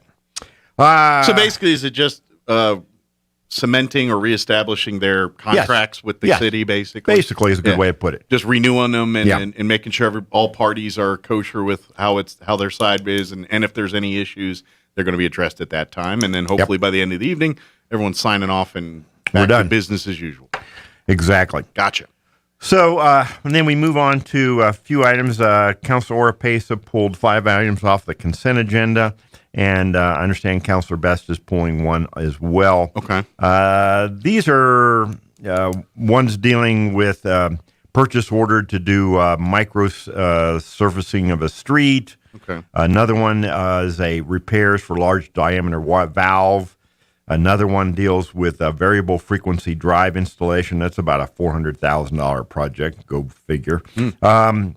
South Sunset Avenue rehab, about $1.1 million. Okay. We're actually going to have to take action on a Hondo Trail rehabilitation project, and this will sound weird, but we don't have what we want, so we're going to have to reject it so that we can go back out for bid again. Gotcha. It's a little bit of a, what? Yeah, that's the way we do it. I understand, but basically, the what you have on the table now calls for a certain thing. You don't want it that way, but the only way to fix that is to basically say we gotta ground file this one, resubmit it, and then vote on it again. Correct. And it's not that it's just a devil's in the detail there that you can't have in there. And if it's approved, we're setting ourselves up for failure down the road. So we got a updated Chavez County Hazard Mitigation Plan. Excuse me. And actually, I think that's coming off. Okay. Excuse me. Anyway, so then, and now we're on to the kind of the last page, if you will. We're going to reclassify our 911, that's our dispatch operators, as first responders, which is long overdue. I'm surprised that's not already. Yeah, I know. It's a scenario. We were going to do it last month, but we delayed it because our director, Terry Best, not Terry West. Now, Terry Best wasn't available. Just out of gee whiz curiosity, by giving them that moniker, what does that change anything for them? It recognizes the fact that they are really the first people that individuals have contact with. It's I didn't know if it got them like in some kind of that's the secret handshake. I didn't know. Never know. You're not allowed to know that. You had a meeting or something, like a party There's area. A dome. Hey, I'm a first responder now. Come on in. New England clam chowder is the password. There we go. So then we deal with updating site and drainage plan review process. Okay. Whoa, there's an exciting one, right? Sounds delightful. Oh, my gosh. Sounds like I have a cold. Yeah, exactly. We have 2 items dealing with a water loan, and it deals with a project over in the Edgewood area, which is over there, a garden. Yes, we are still working on water lines over there. It's kind of a weird thing. There's a New Mexico Finance Authority water loan / grant program. Okay. So we actually have enough money in the bank to do this. But if we apply for the loan to do it, they forgive like 40% of the loan. Okay. So why are you borrowing money when well, you don't get the grant if you don't apply for the loan, which is kind of weird. But then we're dealing with the state of New Mexico, so they're basically telling you, apply for the loan, we're going to give you a thing if you apply for the loan. Otherwise, you don't get it. Otherwise, you're out of luck. Yeah, so you got to eat the whole thing. So we're like, okay. You're playing ball, basically. We're playing ball, and we'll take it. Yeah, Sure. we'll apply for the loan. It's a hoop they're making you jump through for free. And it's like, well, why? So you're going further in debt? Yeah, but we actually have the money to pay this off.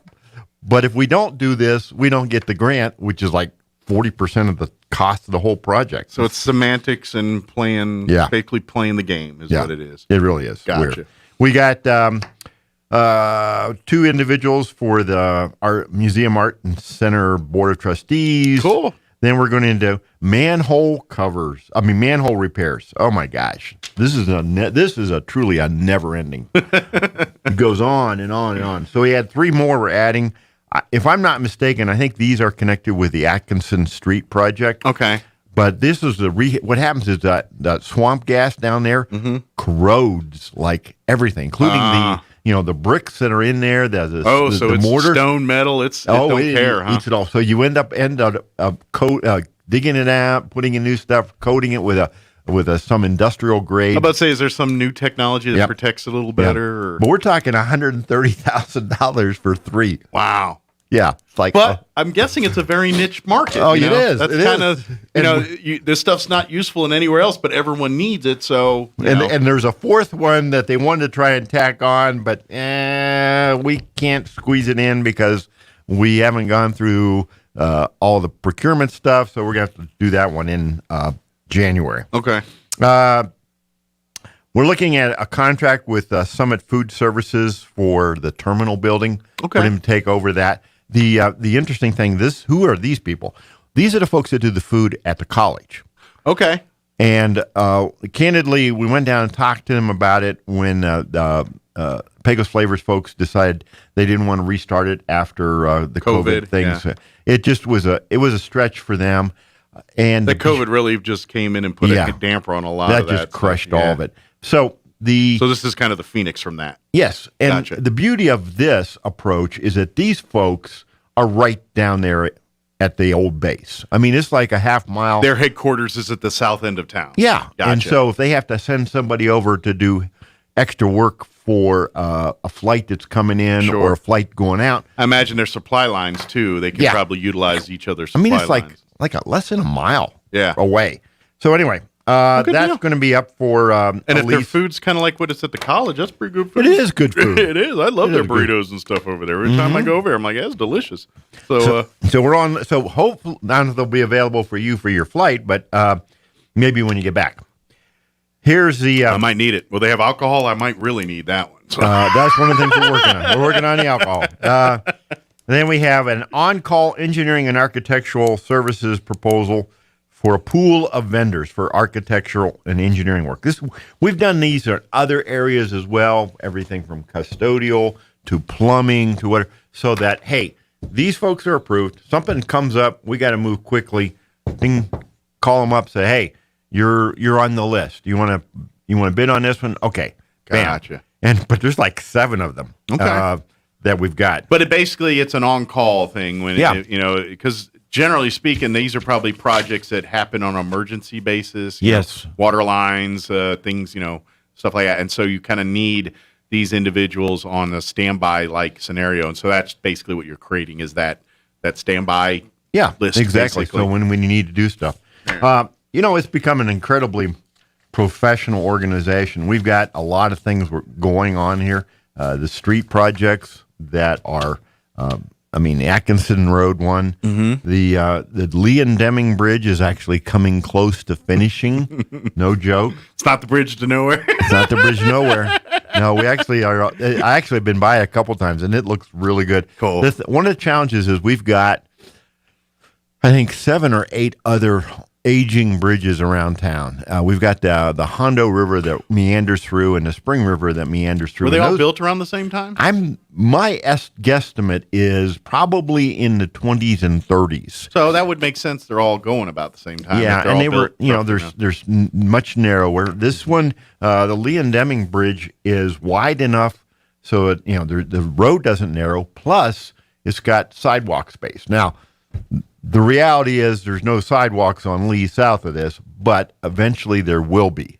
And there's a couple big lots in that area that need to be developed or should be developed. Mm-hmm. And then when that happens, that will give them a walking path north. It's kind of setting the table for future growth in that area. Yeah, exactly. Perfect. And so that's coming along. And the South Sunset project, like I said, it's $1.1 million.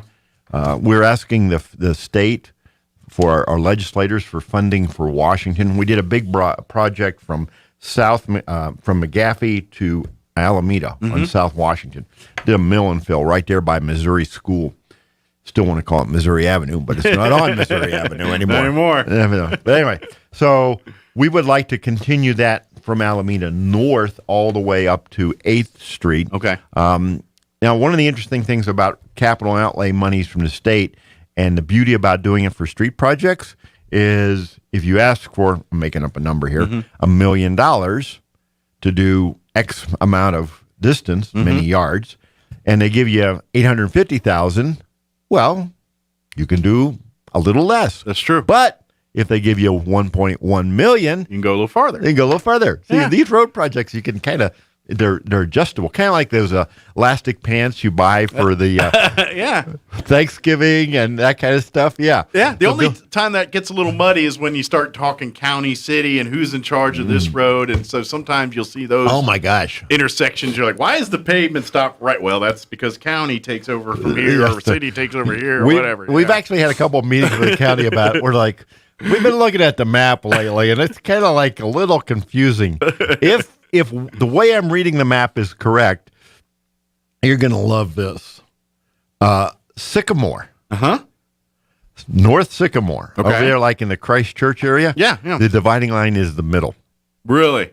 So like the southbound or whatever lane is county, the other city.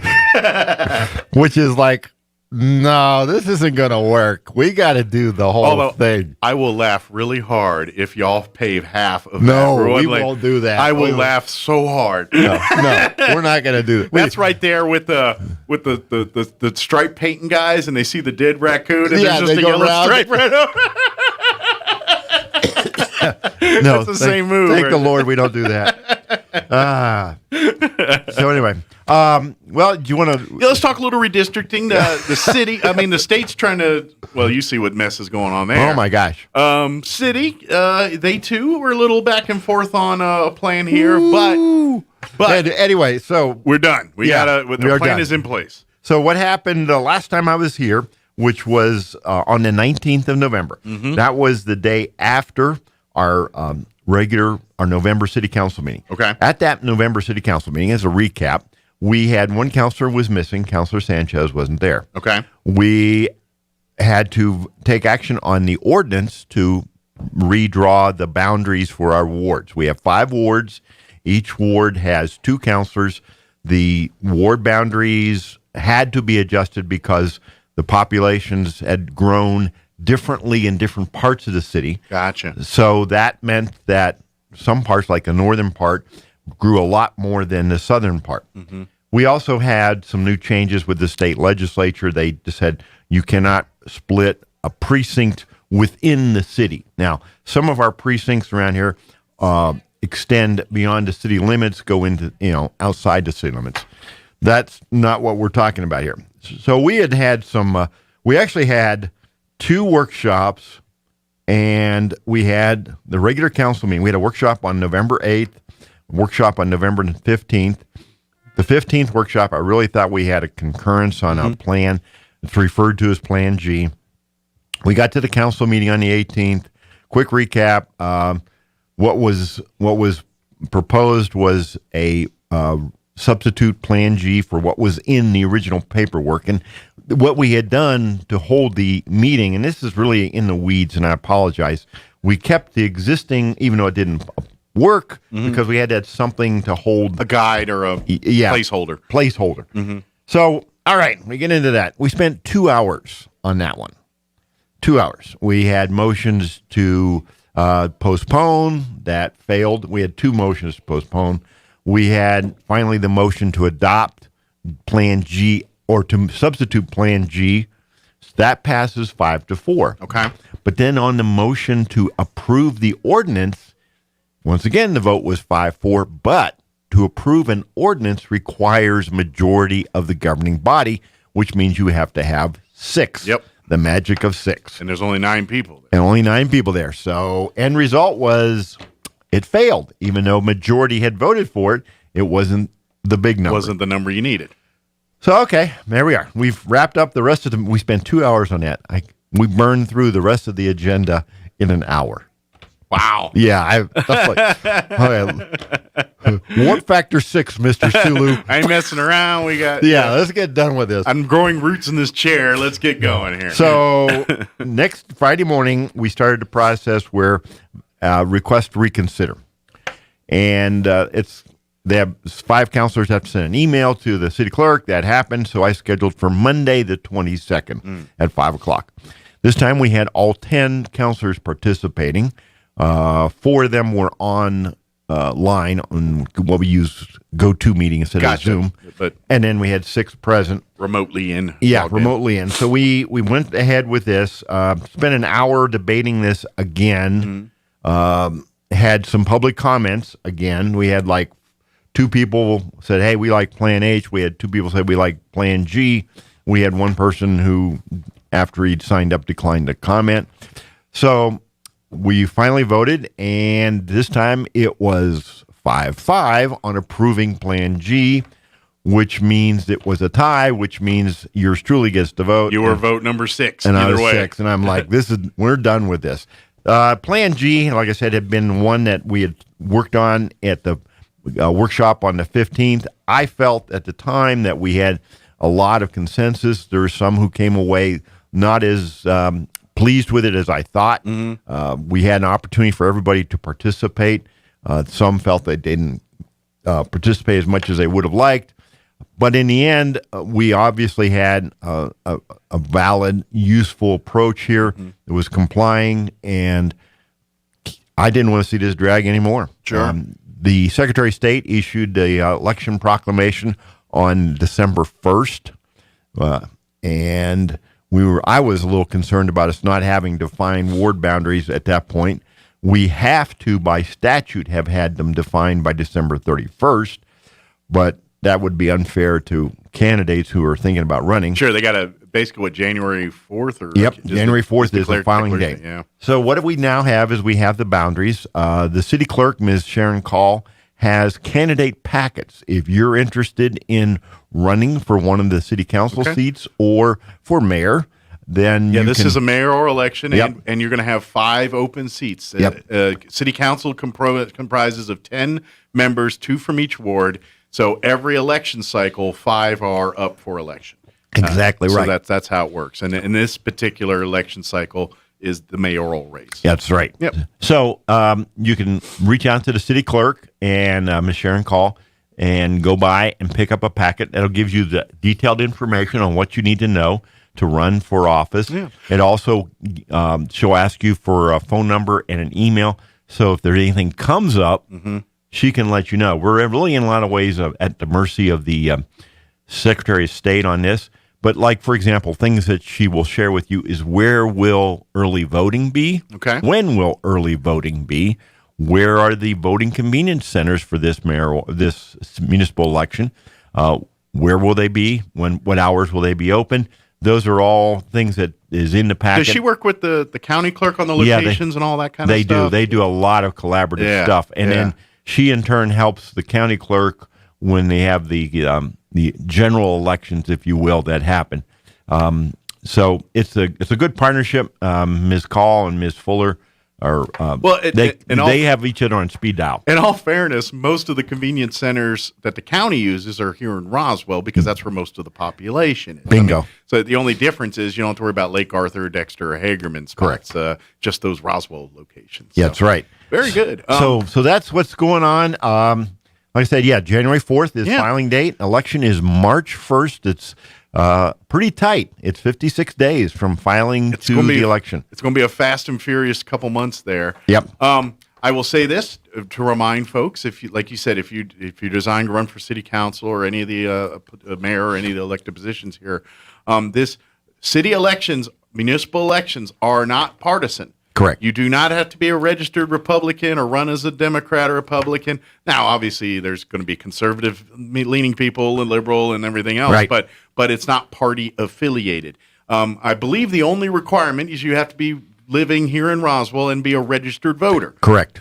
Independent, Democrat, Libertarian, Republican, China. I don't know what's the other part. Green. There's the green one. I don't know if there's like tater tot casserole party or whatever, but if there is, whoa, whoa, that could be the wave of the future. Tater tot casserole party. Whoa, I'm kind of. Do you have cheese in that? Of course. All right. Of course. Bacon. Yeah. All right. Gotta have meat. Yeah. There's bacon and cheese and tater tots all mixed together. Yeah. And I'm thinking, and then if you want to get crazy, you can make a breakfast version and throw some eggs in it. Or How if you about want to some go green chili? Of course. Green chili would be on a... We're on a roll here. Mm-hmm. Green chili, bacon, this was all the basics, right? This is a party I can get behind. Exactly.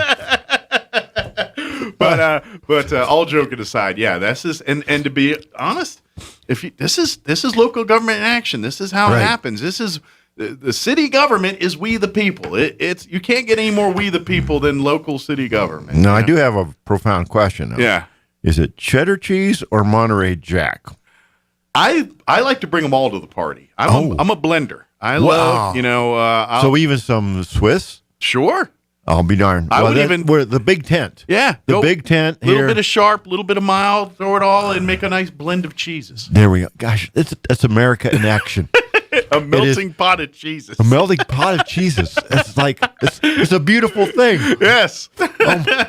Gosh, I just got to love it. Kind of brings a tear to my eye, you know? Yeah. I'm the mayor of a town that is so inclusive. And then we talked green chili. I would say let's do a Christmas version. And maybe do a half green, half red. No. Because not everybody's down with the green. And I say let's... Well, then they don't belong in Roswell. I'm sorry. They go somewhere else. They can go to Rio Doso or Rio Rancho.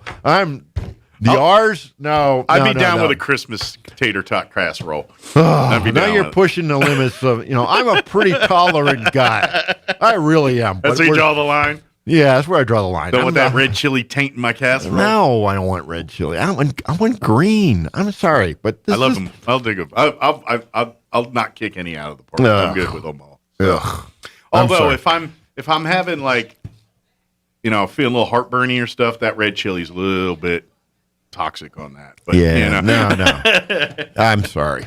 But we can have this discussion at a later date. But the tater tot casserole, boy, that's got me really intrigued. Tonight, City Council, 6 p.m. at the normal location there at the Roswell Convention Civic Center in the City Council chambers. You are more than welcome to be a part of the audience in person. Yes. Or online. Go to the Roswell City of Roswell's website, roswell-nm.gov. You'll find the go-to meeting to watch the meeting there.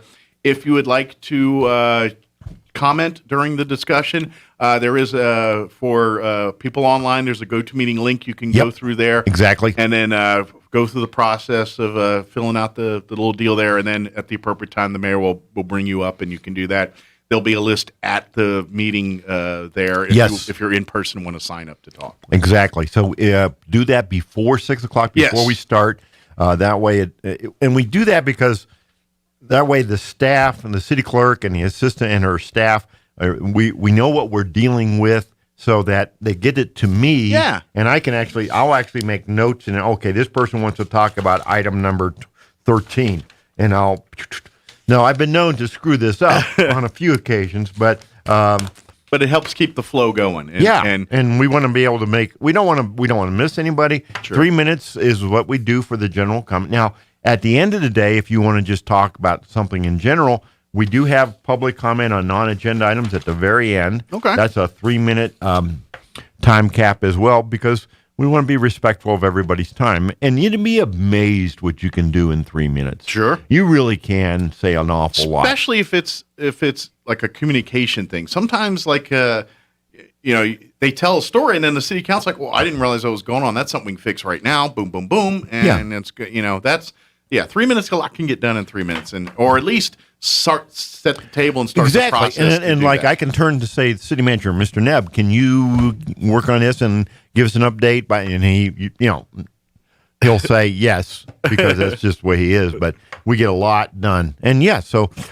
and you can always reach out to your city councilors ahead of time. If you arrive early, some of the councilors get there early, some just get in there just before. Depends on what's going on in their lives. Sure. But you can always talk to the councilors ahead of time. They represent you. Yeah, or me, and we can chat about things. Yeah. If you go to the city's website, they all have contact information for all cities. So if you want to shoot them an email or anything to discuss any issues or questions you have, that's how it works. And they'll get back with you and talk to you and represent you in those issues in city council meetings. Yep. So absolutely. Very good. Tune in tomorrow. Mayor will be with us at 7:35-ish around that time to recap McDonald's. We will have green chili. I will make sure that Tanner puts some green chili on those burritos. And or I kind of gotten into those Egg McMuffins? sausage egg with green chili? Yeah. All right, you hear that, Tanner? That's the mayor's request. We'll have one of each. Just please, Nick, please. And tune in tomorrow for that. And then, and of course, folks, come on out tonight, come at 6 o'clock for the meeting, or tune in at the Roswell-nm.gov. Yes, sir. Awesome. Well, thank you, sir. Thank you. Have an awesome evening. Yes, and sir. Hopefully you get to go to bed before the Friday. or not go to bed at least, but get to be home before, say, the 10 o'clock news comes on. There you go. That would be nice. Thank you, sir. Appreciate it. It is 8:54. Quick news and commercial break before more news. Don't go away. Now for a Pecos Valley News update, I'm Jared Cirillo. Artesia police officers took part this past weekend in the annual Shop with a Hero event at Park Junior High. The event brings the community's children together with local heroes to receive gifts, take Santa pictures, and have dinner with a hero. The event is put on each year with the help of local donors, including Walmart, Navajo, Holly Frontier, and the Moose Lodge, as well as heroes and volunteers from Artesia Fire Department, Sun Country Volunteer Fire Department, Bureau of Indian Affairs, and New Mexico State Police. The state's top water official issuing an order establishing the framework for dealing with future water shortages on the Pecos River. Water managers have been augmenting supplies in southeastern New Mexico by pumping groundwater, allowing farmers to continue irrigating cropland throughout the Carlsbad area, and for New Mexico to make good on its water delivery obligations to neighboring Texas. You're up to date. I'm Jared Cirillo reporting. I'm meteorologist Steve Hamilton with your Pecos Valley weather. Will be fair today, but we do have a storm system on the way that'll be causing gusty wind and maybe even a few showers over the upcoming weekend. Sunshine today with a few clouds, wind kicking up to 30 miles an hour, and we'll be in the low 70s. Overnight, partly cloudy, slim chance of a shower, and low to mid 40s and windy. Very gusty tomorrow, sunshine and mid to upper 60s. I'm meteorologist Steve Hamilton, and that's your latest forecast. With the SRN News Business Brief, I'm Bill Alexander. Southwest Airlines expects to turn a profit in the fourth quarter and throughout 2022 as air travel recovers from the pandemic, and company executives say the new COVID-19 variant is not hurting bookings.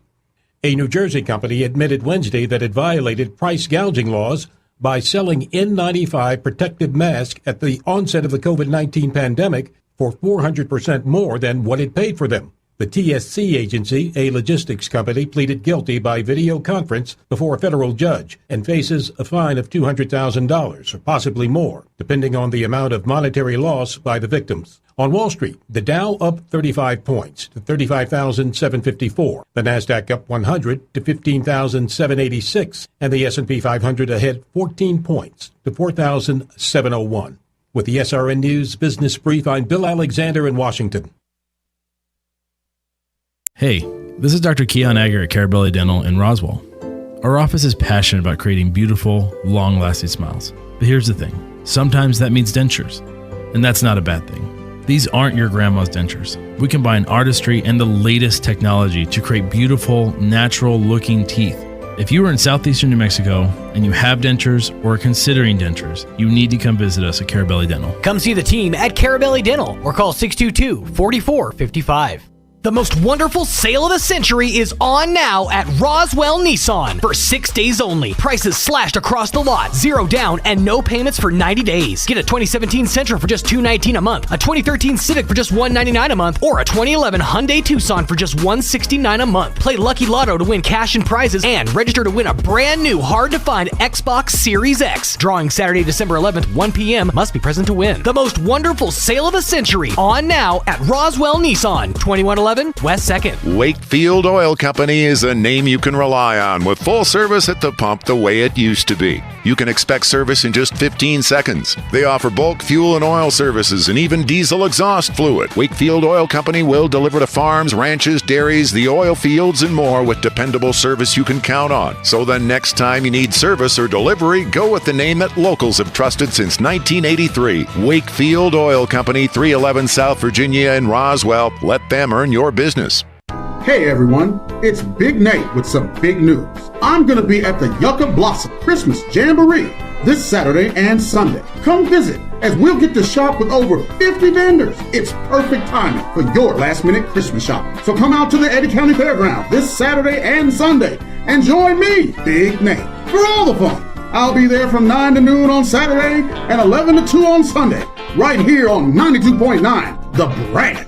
The Yucca Blossom Christmas Jamboree this weekend at the Eddy County Fairgrounds in Artesia. Don't miss it. Looking for the perfect gift? Get them a shirt from Untuck It. Untuck It shirts are designed to be worn untucked. They're the easiest way to keep him looking sharp and feeling comfortable. You can't go wrong with their super soft flannels, wrinkle-free shirts, performance shirts with stretch, and cozy sweaters that are all perfect for right now. They even have a line for her. Find the perfect gift for every guy on your list at one of 80-plus Untuck It stores or at untuckit.com. Untuck It. Shirts designed to be worn untucked. More than 1 in 3 people will face cancer in their lifetime. Unfortunately, fear can stop you from getting cancer screening, but it won't stop cancer. Early detection can save your life. Don't wait for symptoms to appear to act. Cancer screening is safe, effective, and accessible for everyone, including free or low-cost screening programs. Go to cancerscreenquiz.com now and take the American Cancer Society's 2-minute cancer screening quiz to find out what screening tests are right for you. Don't wait. Take the quiz. Get screened. Go to cancerscreenquiz.com now. cancerscreenquiz.com.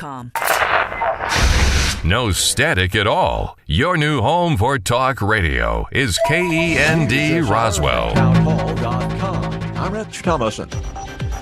A solemn day at the U.S. Capitol. As a military honor guard escorts the flag-draped casket bearing the body of the late Senator Bob Dole to the Capitol Rotunda, where a congressional tribute is underway. President Biden has delivered remarks, as did Senate Minority Leader Mitch McConnell. He spoke of Bob Dole's love of family, of Kansas, and his sacrificial love of country. Today we honor the amazing life that love created. And we thank God, the source of all love, both for Bob's incredible journey here in this life and for the fact that he has entered his eternal reward in the next. Great is thy faithfulness. Senator Dole, also a Republican presidential candidate and a war hero, died on Sunday at the age of 98. New mercies. Following his virtual meeting this week with Russia's Vladimir Putin, President Biden today will speak with the president of Ukraine and other leaders across the region about the Russian military threat. 2 days after having a 2-hour video call with Russia's Vladimir Putin, President Biden has a call with Ukrainian President Zelensky. He will also talk to leaders from the Bucharest Nine, a group of countries on the eastern edge of NATO allies. On Tuesday, Mr. Biden warned Moscow of severe consequences if Russia invades Ukraine. The White House is emphasizing a need for diplomacy and de-escalation. Greg Clugston, Washington. Following a 3-day rally, a pullback this morning for Wall Street. The Dow down 31 points, NASDAQ off 113, the S&P 16 points lower. More on these stories, townhall.com. Why are cash-out refinances such a big deal right now? Uncle Ryan tries to teach me something. I really feel like right now might be a once-in-a-lifetime opportunity. I've been doing this for 18 years now, and I've just never seen a market where the rates are so low and values across the country have skyrocketed as much as they have. That combination, I remember one couple in particular, they were looking to do some home improvements at the house, but they were worried about their payments going up. Well, with rates being so low and them building up so much equity in the home over the last few years, we were able to get them the cash out for those home improvements, and their payments actually went down a little bit. Every single situation is different, but it does happen more often than you think. So it definitely does not hurt to call. We are United Faith Mortgage. United Faith Mortgage is a DBA of United Mortgage Corp. 25 Middle Park Road, Melville, New York. Licensed mortgage banker. For all licensing information, go to NMLSConsumerAccess.org. Corporate NMLS number 1330. Equal housing lender. Licensed in Alaska, Hawaii, Georgia, Massachusetts, North Dakota, South Dakota, or Utah. An unofficial British-based tribunal concludes that China committed genocide against the Uyghur people. Sir Geoffrey Nice, announcing his findings, said the tribunal would not have been necessary if it was possible to hold China to account in an international court. He detailed harrowing abuses of what he called unconscionable cruelty, including rape of men and women in custody. He described the destruction of mosques, torture of detainees, and forced sterilizations and abortions. It was this, what he called a concerted policy of lowering the Uyghur birth rate, that, he said, had led him to conclude that China intended to destroy a significant part of the Uyghurs and had therefore committed genocide. The BBC's Caroline Hawley. Austria planning to impose fines of $4,000 on those who ignore a coronavirus vaccine mandate the government plans to roll out in February. News and analysis at townhall.com. The European Union planning to introduce a plan to improve conditions for a growing number of gig economy workers. Plans that could reclassify some as employees who deserve benefits. It's the latest setback for digital platforms that rely on independent contractors to deliver food and offer rides. The draft rules outlined by EU officials aim to clarify the labor status of people employed by app-based companies like Uber and Deliveroo.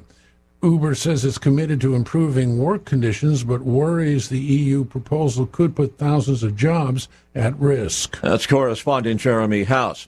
Senate Republicans, with the backing of a couple of Democrats, have passed a resolution aimed at overturning the Biden COVID vaccine mandate for businesses with 100 or more employees. And once again on Wall Street this hour, the Dow is down 38 points. More on these stories at townhall.com.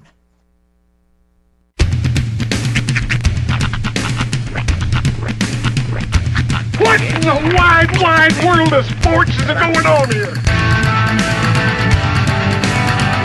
I promise you, whatever scum did this, not one man on this force will rest for 1 minute until he's behind bars. Now let's grab a bite to eat. Yeah, come on. I feel the hot wind on my shoulder and the touch of a world that is older. I hit the switch and check the number. Leave it on and then I slumber. I hear the rhythm ringing through it. Flamenco guitar and cumbia music. I hear the talking of the DJ. The travel listen, what does he say? I'm on a Mexican radio. I'm on a Mexican radio. Broadcasting live from high atop the J.P. White Building in downtown Roswell, New Mexico. It's Mornings with Mike Winters on 106.5 Roswell's Talk FM. Is that what I sound like when I talk? Now, here's your host, Mike Winters. And good morning. It is 6 minutes after 9 o'clock. Welcome to hour number 3. Tres Inviernos. Mornings with Mike Winters, right here on 106.5 Roswell's Talk FM. Thank you, Tanner. I guess Sean saw me grab his coat and left. I don't think he quit. I think he just went outside to get some in his car. He's like, I'm out.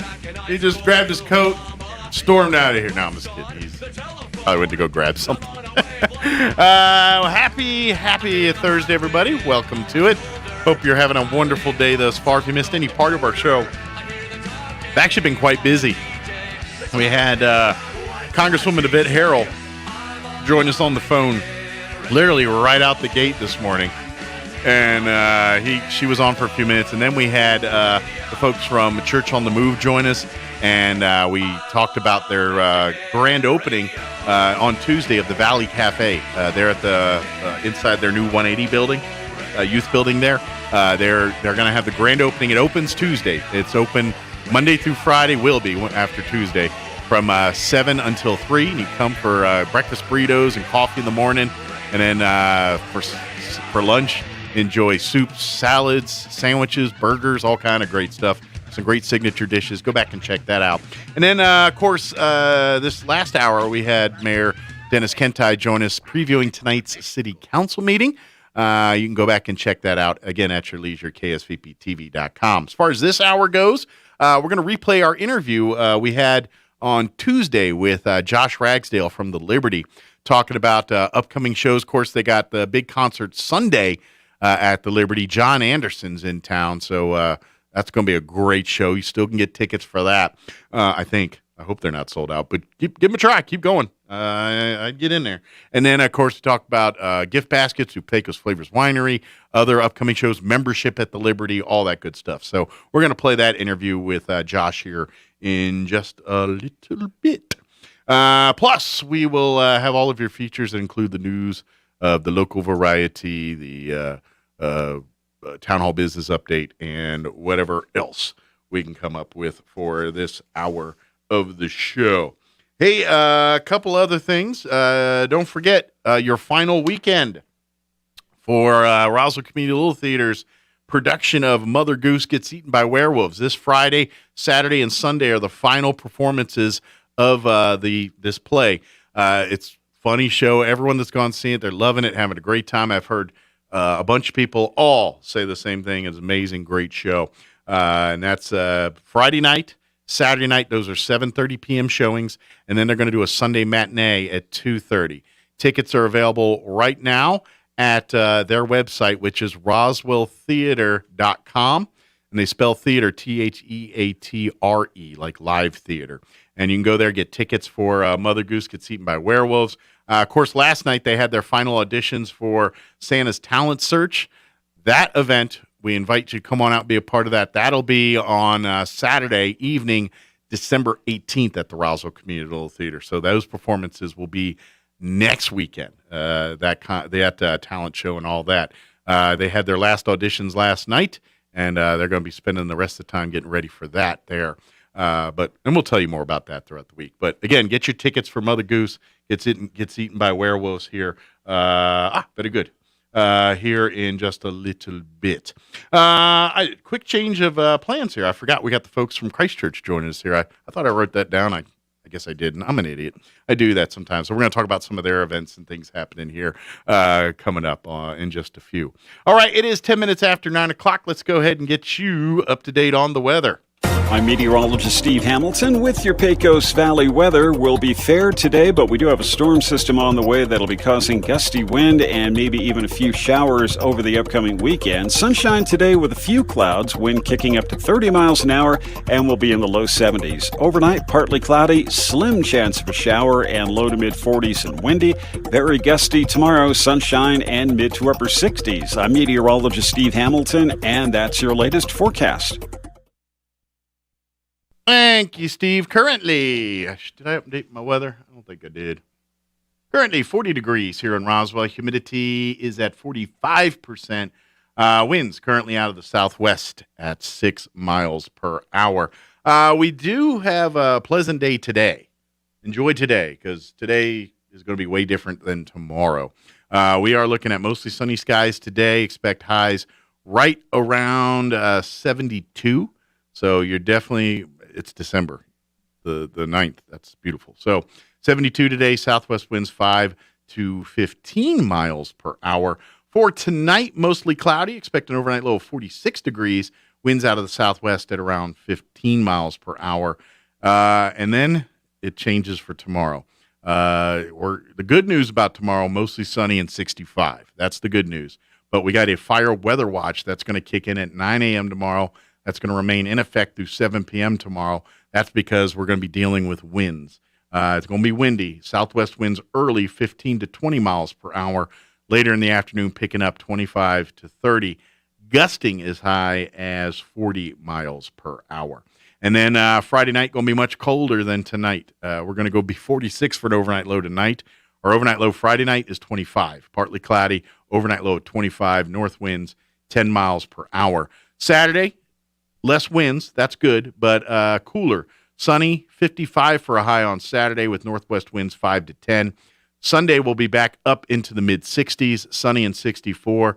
And then we'll be starting the work week next week in the upper 60s as well. So definitely a little roller coastery here, but enjoy today. It will be nice. All right, it is 12 minutes after 9 o'clock. Let's go ahead and take a 4-minute commercial break. And then we're going to have the folks from Christchurch join us talking about their big show, the Flying J Wranglers, and their White Mountain Christmas show is going to be coming to Christchurch this Sunday. If you've never been seen to be honest, I need to do this. Maybe this is what I'll be doing Sunday.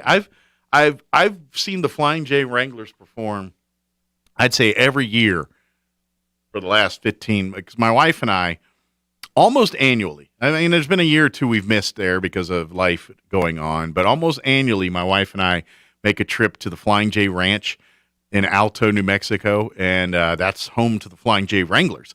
They, during the summer months, they do a big chuck wagon dinner and big Western-style show. They do a little gunfight, and they have a bunch of fun stuff for the kids.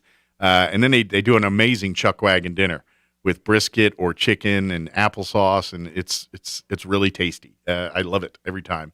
And then they do an amazing show, and they do this during the summers. It's like usually it's somewhere around like Memorial Day through Labor Day. It's kind of in that window there they do that. But then during the holiday season, they take their show on the road and do their Christmas shows. They travel all over the country doing those shows. So you get a chance to see them here this Sunday. So we're going to talk with the folks from Christchurch here on the other side. Do not go away. You're listening to Mornings with Mike Winters. It's that time of year when your home is filled with friends and family. The perfect time for new furniture from Glenn's. Reinvent your living room with stylish power reclining furniture. Make room for the whole family with a big, beautiful dining table. Surprise your out-of-town visitors with new bedroom furniture. Glenn's has quality furniture you'll be proud of for years, and they'll deliver it for free. So hurry to Glenn's Furniture at the corner of Union and Alameda in Roswell. Glenn's, making the season bright and beautiful since 1953. Sure, you can inspect your own roof, get out that rickety ladder, crawl around up there and try to spot the problem until... Or you could call the experts at Do Right Roofing. Do Right Roofing has quality products for any type of roof. They can even install seamless gutters. Do Right Roofing will inspect your roof and give you a free estimate fast. Keep your feet on the ground. Call Do Right Roofing today. 575-623-2273. Let Do Right do your roof right. Find them fast in names and numbers. You may have heard of SmartHub. SmartHub is Central Valley Electric's online tool for members to manage their electric account. With SmartHub, not only can you securely pay your bill online, you can view your detailed electric use 24 hours a day. You can report an outage while staying up to date with the latest co-op news, compare past and current electric use. Sign up for paperless billing or reoccurring payment so that your payment is never late. The best thing is you can access SmartHub from your computer, tablet, or smartphone, so it goes everywhere you go. Visit cvecoop.org to get started or give us a call. Roswell is our home. That's why we've all got to do our part to stop illegal dumping. Throwing your trash, clutter, or yard debris in the alleys, sidewalks, or streets is a crime, and it takes time and money to clean it up. Those caught dumping illegally can face fines of up to $500. You can help by taking your waste to the landfill once a month for free with a paid water bill. Call the City of Roswell Solid Waste Department for more information at 575-624-6746. Help keep Roswell clean. After all, do you want your kids to grow up in a dump? From macaroons to mattresses, these days folks are used to ordering just about everything. And it's no different at Roswell Ford. Here at the Tailgate Nation, it's time to order your new Ford. Yep, the Ford factories are working overtime to meet demand, and to get the new Ford truck or SUV you want, you need to order it. Place your order by the end of December, and Roswell Ford will give you a $1,000 cash discount. And when it gets here, it'll be like Christmas all over again. But if you're looking for instant gratification, Roswell Ford has more than 100 excellent pre-owned vehicles in stock and ready for delivery. Each one has passed a rigorous 139-point inspection, and each one comes with a 3-day money-back guarantee. And one last thing, wintertime is no time for car trouble, so bring your vehicle in for a complimentary winter vehicle inspection with any maintenance or repair. So come see us at Roswell Ford and have a wonderful Christmas season. I'm Chip Davis of Mannheim Steamroller. And everybody knows this song. On the first day of Christmas, my true love gave to me a partridge in a pear tree. 12 days of Christmas? Well, yes. Long ago, Christmas lasted 12 full days. But over time, the celebration became wild and riotous. Eventually, medieval authorities in England tried to ban the Christmas celebration altogether. But winter festivals predated even ancient Rome. England simply couldn't stop it. So many people celebrated Christmas very quietly, in private, and for only one day, which brings us to December 25th. I'm Chip Davis of Mannheim Steamroller. Brought to you in part by T-Mobile and the advanced T-Mobile 5G network. Check the coverage in your area at T-Mobile.com. Here's a Mornings with Mike Winters fun fact. Astronauts are not allowed to eat beans before they go into space because passing wind in a spacesuit damages them. The suits or the astronauts? Here's Mike Winters. And good morning. It is 18 minutes after 9 o'clock, and joining us in studio this morning from Christ Church here in Roswell, Lonnie back with us. Lonnie Owens back with us. Good morning, sir. How you doing today? Good morning, Mike. I'm doing fine. How are you? Doing good, good. Let's get you a little close to that mic so you can hear you a little bit better. Now this is a treat. You guys on Sunday, a lot of people have probably heard the Flying J Wranglers around here. They're kind of a staple, an icon, iconic group. They've called Alto home for many years, doing the Flying J Ranch up there, which I ain't gonna lie, is one of my favorite excursions that we do every summer. My wife and I, or family and I, go out to. So now folks get to come to Christ Church and say, hey, let's get the Christmas special here. We hope so. We'd like to invite people from all over this area. Of course, obviously our own community here in Roswell, but surrounding communities that may be listening this morning as well. We'd love to have, people come in. We're going to have 2 performances, give people a chance to maybe space out just a little. But we'll have 2 performances this Sunday afternoon, 3:00, and then 5:30. We've already got, I think, and this number may have changed. I'm not sure how the tally might have changed, but we have 36 dozen homemade cookies, I know already, and maybe some more. So there's going to be an opportunity for a little homemade cookie eating. Nice. And as you know from your experience being at the ranch, an opportunity to hear some really terrific music. They are so talented, like award-winning, talented caliber musicians and artists. They just, I think the only reason they just sit out there at the ranch and do that is because that's what they want to do. I think easily they could be out in Nashville, you know what I mean, doing the big time, that they're that great. I think they just love here being in New Mexico, and that's what they do. You know what I mean? You get what I'm saying? I get what you're saying. I totally agree with you.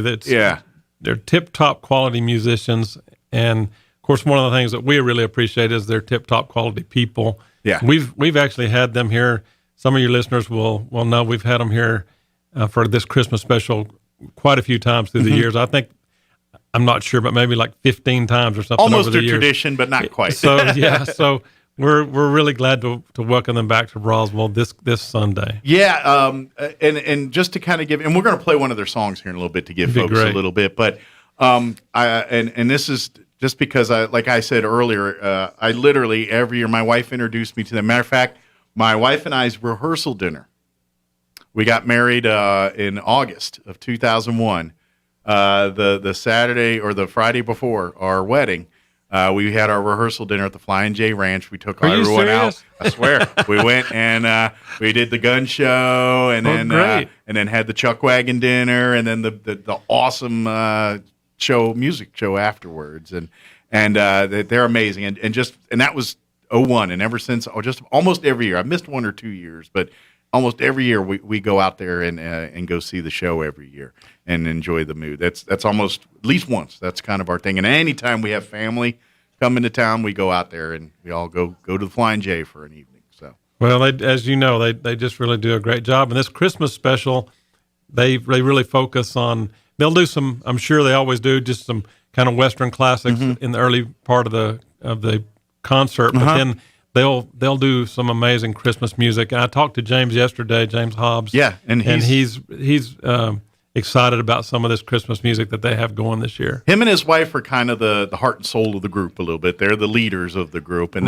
then they're surrounded with some just amazing musicians, award-winning musicians. The violin and the guitarist, they're 10 levels above everybody. It seems like they make it look so effortless. It's amazing. But now Karina can certainly play the violin, but your listeners may want to know that on Sunday afternoon at Christ Church in Roswell. She'll be playing the fiddle. Playing the fiddle. Did I say violin? I meant fiddle. That was a faux pas on my part. I'm not talking Roswell Symphony Orchestra here today. You're right. She's an amazing fiddlist She really is. award-winning fiddlist. And speaking of awards and things, you're talking about the Hobbs family. She is a championship yodeler. She certainly is. And she cranks out yodeling like you and I just kind of talk sometimes. It's amazing her abilities to do that and to make it like we try it or I try it, and you feel like I'm making a joke or making fun of or looks her. It's like, oh, that is an art form. I just realized. You know what I mean? Totally agree. And and here's the part I love about what they do, and I'm sure they'll bring some of this with their Christmas show. They're fun. They get so artistic and poignant and emotional, but then right off the bat we're cracking jokes and having fun. You know, they're very just loose. You know what I mean, and very approachable and very just down to earth people. Every time we've had them, they do some stuff that is just downright funny. Yeah, they usually do a little skit or something, and you know they're pretty good comedians too. Absolutely. Well, James has haunted me with this one to this day because I'm not sure if they still do it. They don't do it every year, but James, when he's sitting up there with his cowboy shirt and his cowboy jeans and his guitar and his hat. In other words, real clothes. Yes, when he's got his clothes on, and he's sitting there. And he's performing, and you don't think nothing of it till they tell you, and then you're like, "Dang!" They'll whip out that Woody doll from Toy Story, and I'll be dang if he does not look just like Woody up there from the Toy Story. There is a resemblance. Even he's a little older now than he was when they first started doing that joke, but it's still you're like, you're right, he does kind of look like Woody, and you cannot not see it after they show it to you. So to this day, every time when I meet him, I got an image of Woody in my head because they planted it. Yeah, I just maybe like to say for some of the folks that might be listening, Cindy is a tremendous yodeler. Mm-hmm. That's only a small part of the show. I mean, they do really a number of styles kind of as they move through. So it's not all, maybe just a couple of yodels maybe, but it's it's kind of, I guess, hard to describe if you haven't heard them, but both you and I are here to kind of be on record that I don't think folks will be disappointed if they come to listen to them. No. They're and here's the thing. You don't even have to be really into cowboy music or country or country western because they're so talented that you like. I don't mind tumbling tumbleweeds and some of those songs like everybody else, but that's not kind of what I listen to every day or kind of my thing. But when I hear them do it, I'm just enamored by it, and I think what it really is, and generally speaking, it varies during songs on how many are performing. But when there's like the four of them up there, and they all doing their, one's with a mandolin, one's with a banjo, one's on bass, one's got just a couple of guitars, some are on the fiddle. They make. I don't care what song it is, whether it's a Christmas song or just them picking it's just beautiful. It just comes together and you're like, holy cow, I've never heard a mandolin sound like that. I've never heard someone work a banjo into a song that made it so poignant like that. And they're very gifted at doing that. I couldn't agree more. And of course, we're excited because when they come to do this Christmas program, they're able to also focus on the true meaning of Christmas and about the birth of our Savior. And so it's going to be a well-rounded and varied show, but we think people will really enjoy it. Absolutely. Well, obviously, being at Christ Church, this is a Christian-centered performance, as Christmas is a Christian holiday, so that's how we're celebrating. Absolutely, Mike. Yeah, absolutely. But I'm telling you, Flying J Wranglers, especially see them free. I mean, that's the beauty of it. You guys are doing the show here. Just all you got to do is bring yourself. And bring your appetite for cookies, it sounds like. Absolutely. And come in and enjoy some fellowship and things. And of course, if you're looking for a church home, the folks at Christ Church would love to tell you more and talk to you about that. But, we're there to invite you for a great show and a great time of fellowship. Yes. If you don't have a church, we would love to talk to you about that. If you do have a church, we're not trying to, get you to change churches or anything like that. We believe that there's one body of Christ. Everybody that's been born again by the Spirit of God as giving their life to Jesus. We're all exactly on the same team, and we're all part of, really, scripturally, one body of Christ. And so we just hope that this can be a fun thing for the community. I do want to be up front. There's no admission fee. We will take a free will offering just to help offset the expenses of the evening. But somebody can absolutely feel free to come and give nothing. There's no pressure on anyone. Those that would like to help us with the expenses, that'd be appreciated. If you can afford it and are able, that would be lovely. But if not, no come obligation. On. Absolutely. We would rather have you there as part of the fellowship than you worry that you can't come because you can't make an offering. Absolutely, and nobody will know the difference. Yeah. Well, and that's just it. That's maybe you need help. Maybe this is come for that. Maybe you need to talk with some of the folks at the church and say, hey, I'm dealing with some issues. I need to talk to one of your pastors or talk to someone here and see if you can help. And that, you know what? Come on back. Let's talk. Come on, absolutely. They might say, can we finish this song first, and then we'll come back and talk. But trust me, and I'll even throw an extra plug. After you go to the Christmas show this Sunday, you're going to want to make plans to go to one of their summer to the ranch, to the Flying J Ranch during the summer, and do, because it's just more of that. It's they're so good. And here's bring the family, bring the kids. They're so great with kids and everything else. I'm telling you, it's just a complete fun family experience. It's wholesome, it's entertaining, it's a good time, and for the right reason, celebrating God. That's all it's about on Sunday. Well said. Our daughter, when she was she's 16 now, but when she was just a little kid, she would just love to go to the Flying J performances, and so that's a good point. We'd like to invite families. Yeah, absolutely. Bring everybody. Come on out and just have because I know what's going to happen. There's always going to be one or two people in your family, and you're like, concert, music. You know what I mean? They just, I'd rather be at home watching TV, whatever it is, or games on, or whatever. I'm telling you, once you're there and you see it, you're going to be like, oh my goodness, I'm so glad because I will tell you, I'm one of those. The very first time I went Flying J, I'm like, oh great, cowboy music. I grew up in Maryland, and I'm a city slicker, but that's guys in hats. That's all foreign, especially in 2001. I've only been in New Mexico a couple years at that point, so I was definitely like, oh man, what am I getting myself into? And then I went to the show, and I'm sitting there, and I was like, first off, the food was good, which shocked me because I was like, how do you feed that many people that quickly and that and they do it every time. They do a great job. They do. And then I was like, and then they're getting up there and they're picking. I'm like, wow, this is and of course Cindy's doing her yodeling, and they're doing some of their songs, including back at the time. One of the things that I believe James was trying to get a song in is our state song. It's a great song. It's a song for New Mexico, song. yes. And so he was at that time kind of pushing to try to get that. It didn't quite work out the way we wanted there, but it's a beautiful song, and he played that, and I was like, oh my goodness. And of course, once you see this, you can get a bunch of their CDs. So I'm sure they're going to have them at the event. CDs, yes. Their Christmas CDs or some of their more non-Christmas stuff, more traditional, their traditional music they have too. But you're going to want to get some of that because it really is beautiful. It's just, I don't know, I can't explain it. The CDs don't do it justice. When they're there live and it's just them, like 4 or 5 of them up on stage and they're just doing their thing. You can see the chemistry. You can see the passion behind it. It's not just people trying to get a paycheck.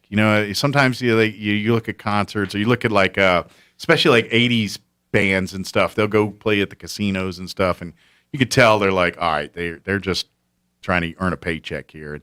And now the Flying J Wranglers, they're doing this for the love of music and the love of people, and it shows in every one of their performances. I think authentic is a really good word to describe just their music and their personalities, and who they are. You say you can't explain it, but I think the Flying J Bunch would agree you're doing a pretty good job.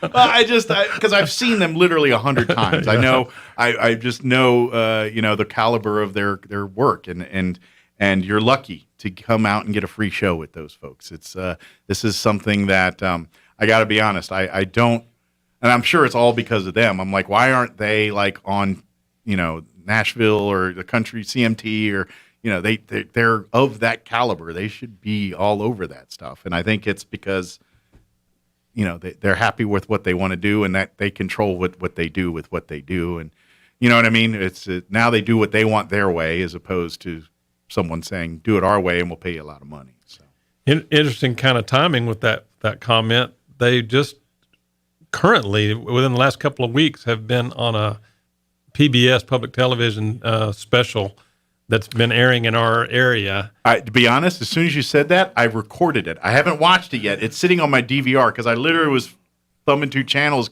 like a week ago. And I was like, the Flying J Wranglers. Yeah. Oh, something was getting ready to come on, so I couldn't watch it then. But I recorded it, and it's on my DVR. So, yeah, you're right. I haven't checked it out yet. Have you seen it? Actually, no. Okay. I caught the last song. Okay. I just happened to flip by and caught the last song, but I want to do the same. I definitely want to see it. James Hobbs said I think that PBS kind of told the story of the Flying J Ranch, too, cool. as part of it. So it sounds like it's kind of a documentary. Yeah, as well, it's like a 2-hour piece. Yeah. Oh, good. So Yeah, I'm I got looking forward to seeing it, too. Okay. Well, I got it DVR'd. Good. And it's on there. But, yes, I'm telling you, come out. Again, it's going to be this Sunday, 2 performances. What's the performance times again? 3 p.m. and 5:30 p.m. Very good. And again, it's going to be at Christ Church on Sycamore there. 2200 North Sycamore. If they'd like to call for any more information, it's 575-623-4110. Yeah. 623-4110. And, no ticket is required. We just like to invite people to come celebrate Christmas with us. Enjoy a beautiful concert and great fellowship and obviously the reason for the season, celebrating Christ. Amen. Yes, sir. Thank you. Well, let's wet some beaks. Let's play one of their songs. How about that? Wet some beaks. Wet some beaks. I think I know what you mean by that. We're going to play one of their songs off their Christmas album. I forgot which one is the one we're going to play again? Number 8, Follow Now, O Shepherd. Follow Now, O Shepherd. To be honest, it doesn't matter what song it is. They're all good. So here's we may play the whole thing here. Let's play until we're tired of hearing it. All right, so enjoy.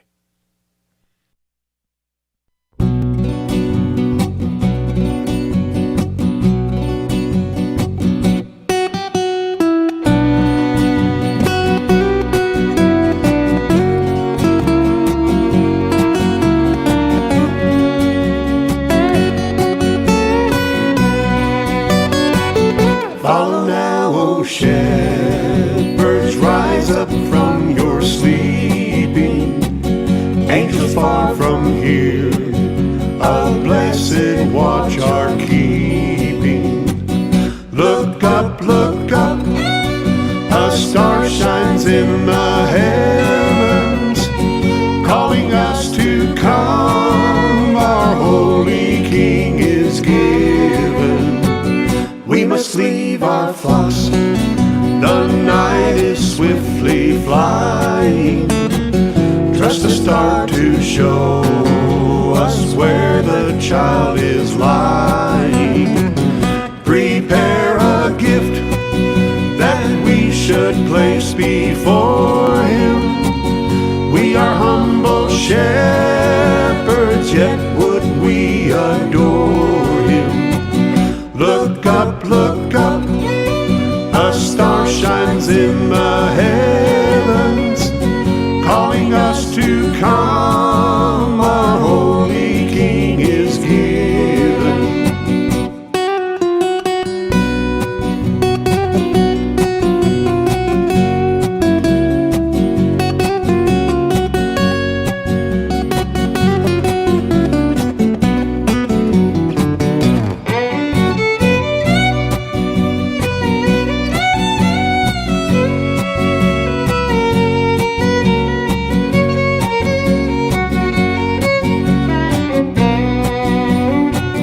Can this be a king?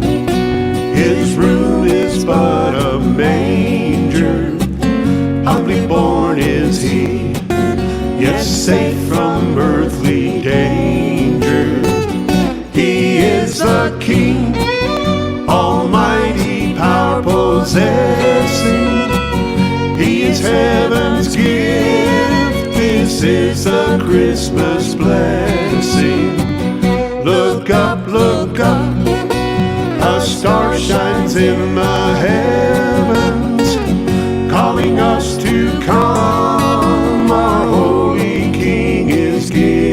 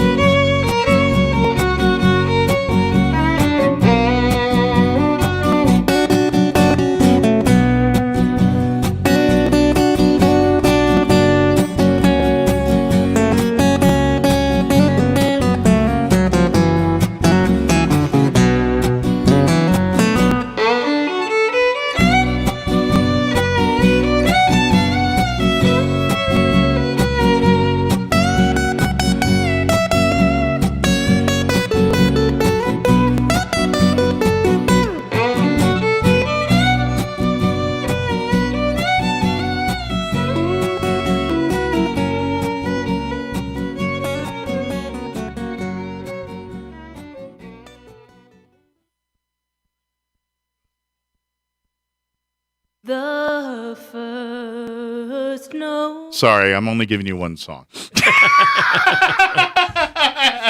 But you can come out Sunday and hear a bunch more. Absolutely. Absolutely. Yeah. Again, it's this Sunday, 2 performances at 3:30 and 5? 3 o'clock and 5:30. 3 and 5:30. I always get those mixed up. 3 and o'clock and 5:30. Again, at Christ Church on Sycamore there, 2000 North Sycamore. 2200. There's 2200 North Sycamore, yes. New glasses. But definitely come. I'm telling you, you're gonna go out. I don't care if you hate country western music. You're not even into it. You're gonna go and be like, that was amazing, because the talent, the musicianship, the quality, the entertainment factor, the fun, yes, the cut ups, the jokes. They do a masterful job of being sentimental and funny at the same time. They seamlessly bring you through those different ups and downs during the show. They're just amazing at it. So please come on out, enjoy a free show. Come to both. You'll come to the early one, stick around for the second one. It's live music. It's different every time. So come out and be a part of it. And then, of course, if you're looking, if you need some help, church is there for you. If you're new to town or looking for a new church home, or maybe just looking for a church home, haven't been to church in a while and looking for a place, there's a home for you here. We'd love to visit with you. Yes. Thank you, Mike. Excellent. Is there anything we missed? Anything we wanted to make sure we shared, or talk, any other upcoming services or anything we want to make sure that folks know about? Well, you're kind enough to ask. I'll just mention really briefly, the next Sunday on December 19th in the morning, we'll have 2 services of a Christmas play that are mostly our children's ministry, and some of our adults from our church are putting on a Christmas play that's written by our worship pastor, Ben Allender. Oh, nice. It's called Christmas with the Roods, and that'll be 2 performances the next Sunday on the 19th, 9 a.m. and 11 a.m. If they want more information, just call the church. And then we'd like to just let folks know about our Christmas Eve service. Mm-hmm. We'll also have 2 services for Christmas Eve, and that's, just to confuse people, that's going to be 3 o'clock and 5 o'clock. So Flying J this Sunday, 3 and 5:30, and then on the 24th, we're going to do Christmas Eve on the 24th this year. Excellent. Weird. And Christmas Eve service, 3 and 5. That's right, because 24th is a Friday, isn't it, this year? It is. It is. Wow, Friday the 24th. So I know it's weird, have a Christmas Eve on Christmas, but this kind of works out, doesn't it? When the dates align like this. Good, it's kind of although I'm sure there's some kids or some workers, adult workers, feeling they're getting shortchanged because Christmas is on Saturday, about time off from work and all that stuff. But please come be a part. Come out, bring your family. Come, if you're looking for a church home, definitely don't want to miss the Flying J Wranglers. I guarantee when you leave the show on Saturday or Sunday, you're going to be like, man, that was entertaining. That was a lot of fun. I need to go make plans to see those folks again. They just put on a good time. That's what it is. If you're not smiling and laughing and feeling good at the end of a Flying J's performance, then you weren't listening or paying attention. It's just, you can't not help but do it. It's just joy in music. So, one time a few years ago at the actual Christmas concert, James Hobbs was visiting with me there, and he said, something like, he said, people have enough pressures and difficulties, he said, "Let's give them a break." And that I think kind of captured their heart. He's just, you could hear it. Yeah, it was authentic. He just said, "Let's give them a break." Yeah. And so that's him. That's what it's going to be Sunday afternoon is a break. Yeah. You don't have them cooking anything, dude, because they're pretty good cooks too. I mean, I've seen them. I've eaten their fare. They're no slouches in the kitchen either. So the bad news is we don't have the chuck wagon dinner, but the good news is we're saving you the drive to Rio Dosa. That's right. You get that, but there'll be cookies while supplies last. Cookies, yeah. But But I'm serious. Y'all try their chuck wagon dinner. I don't know how they and there's plenty of it. And I don't even like applesauce, but I love theirs. Now, we've been getting along really well right up until that, but how can you not like applesauce? I don't know, but I love theirs. Okay, like theirs, I will eat hand over fist. I will eat it, but and it provides a cool place to hold the that's tin the only, plate. and that's exactly why I got it, because he's like, I don't care if you don't like applesauce, you want the applesauce because that's a cool spot on the plate to carry because the rest is hot food. And so I said, I guess I'm getting applesauce in. So I got some, and then I had it, and I was like, all right, I kind of dig it, and I ate it all, and everyone looked at me like, wow, he ate the applesauce. What happened? And then we actually talked to them and said, hey, my wife was like, hey, your applesauce is like the only one. And then I think he looked at me and said, I think it's Cisco in the can, but don't tell nobody. But anyway, that's it's going to be a good time. Come out this Sunday. So. Yes, like to invite everybody in this area. Well, Pastor Lonnie, thank you very much for spending some time here with us. And anytime you guys want to come on and just let us know what's happening at Christ Church there, or if you got events, or just saying, hey, we'd love to invite you to our church. Anytime, love to help you out, do that. Thanks for having us. We appreciate it. All right, and we'll see you this weekend. And of course, Merry Christmas to you and your family, and blessings for a much better 2022. Sounds good. Merry Christmas to you. All right. Thank you. It is 9:45. Let's go ahead and pause for news. Sean Hannity. We'll even sneak in a Chaves County sports report for you and a quick break as well. Don't go away. Now for a Pecos Valley News update, I'm Jared Cirillo. Artesia police officers took part this past weekend in the annual Shop with a Hero event at Park Junior High. The event brings the community's children together with local heroes to receive gifts, take Santa pictures, and have dinner with a hero. The event is put on each year with the help of local donors, including Walmart, Navajo, Holly Frontier, and the Moose Lodge, as well as heroes and volunteers from Artesia Fire Department, Sun Country Volunteer Fire Department, Bureau of Indian Affairs, and New Mexico State Police. The state's top water official issuing an order establishing the framework for dealing with future water shortages on the Pecos River.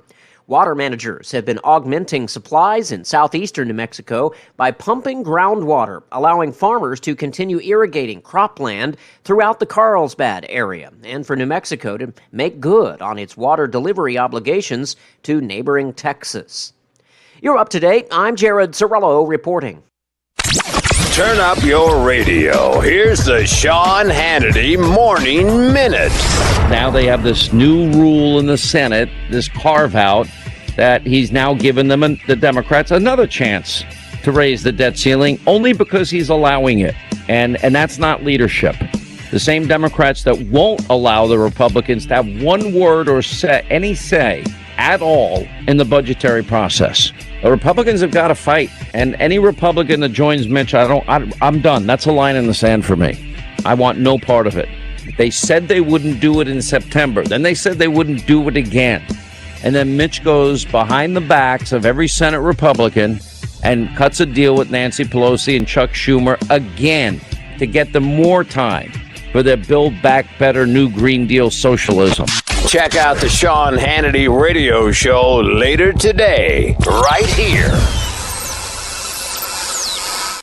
Hey, I've got good news today for parents that want to homeschool their children. Look, by now you've already heard about the Acellus learning system. It's now in use by 6,700 schools all over the country. And this year with the pandemic, Acellus, they've become the go-to solution for schooling students at home. Now, the good news today is more and more school districts, they are stepping in to pick up the cost of providing high-quality Acellus lessons to students studying at home. The program is called Cyber School, and the students study at home, and the local school district picks up the cost of the tuition. Now, check to see if your district is participating in cyberschool.com.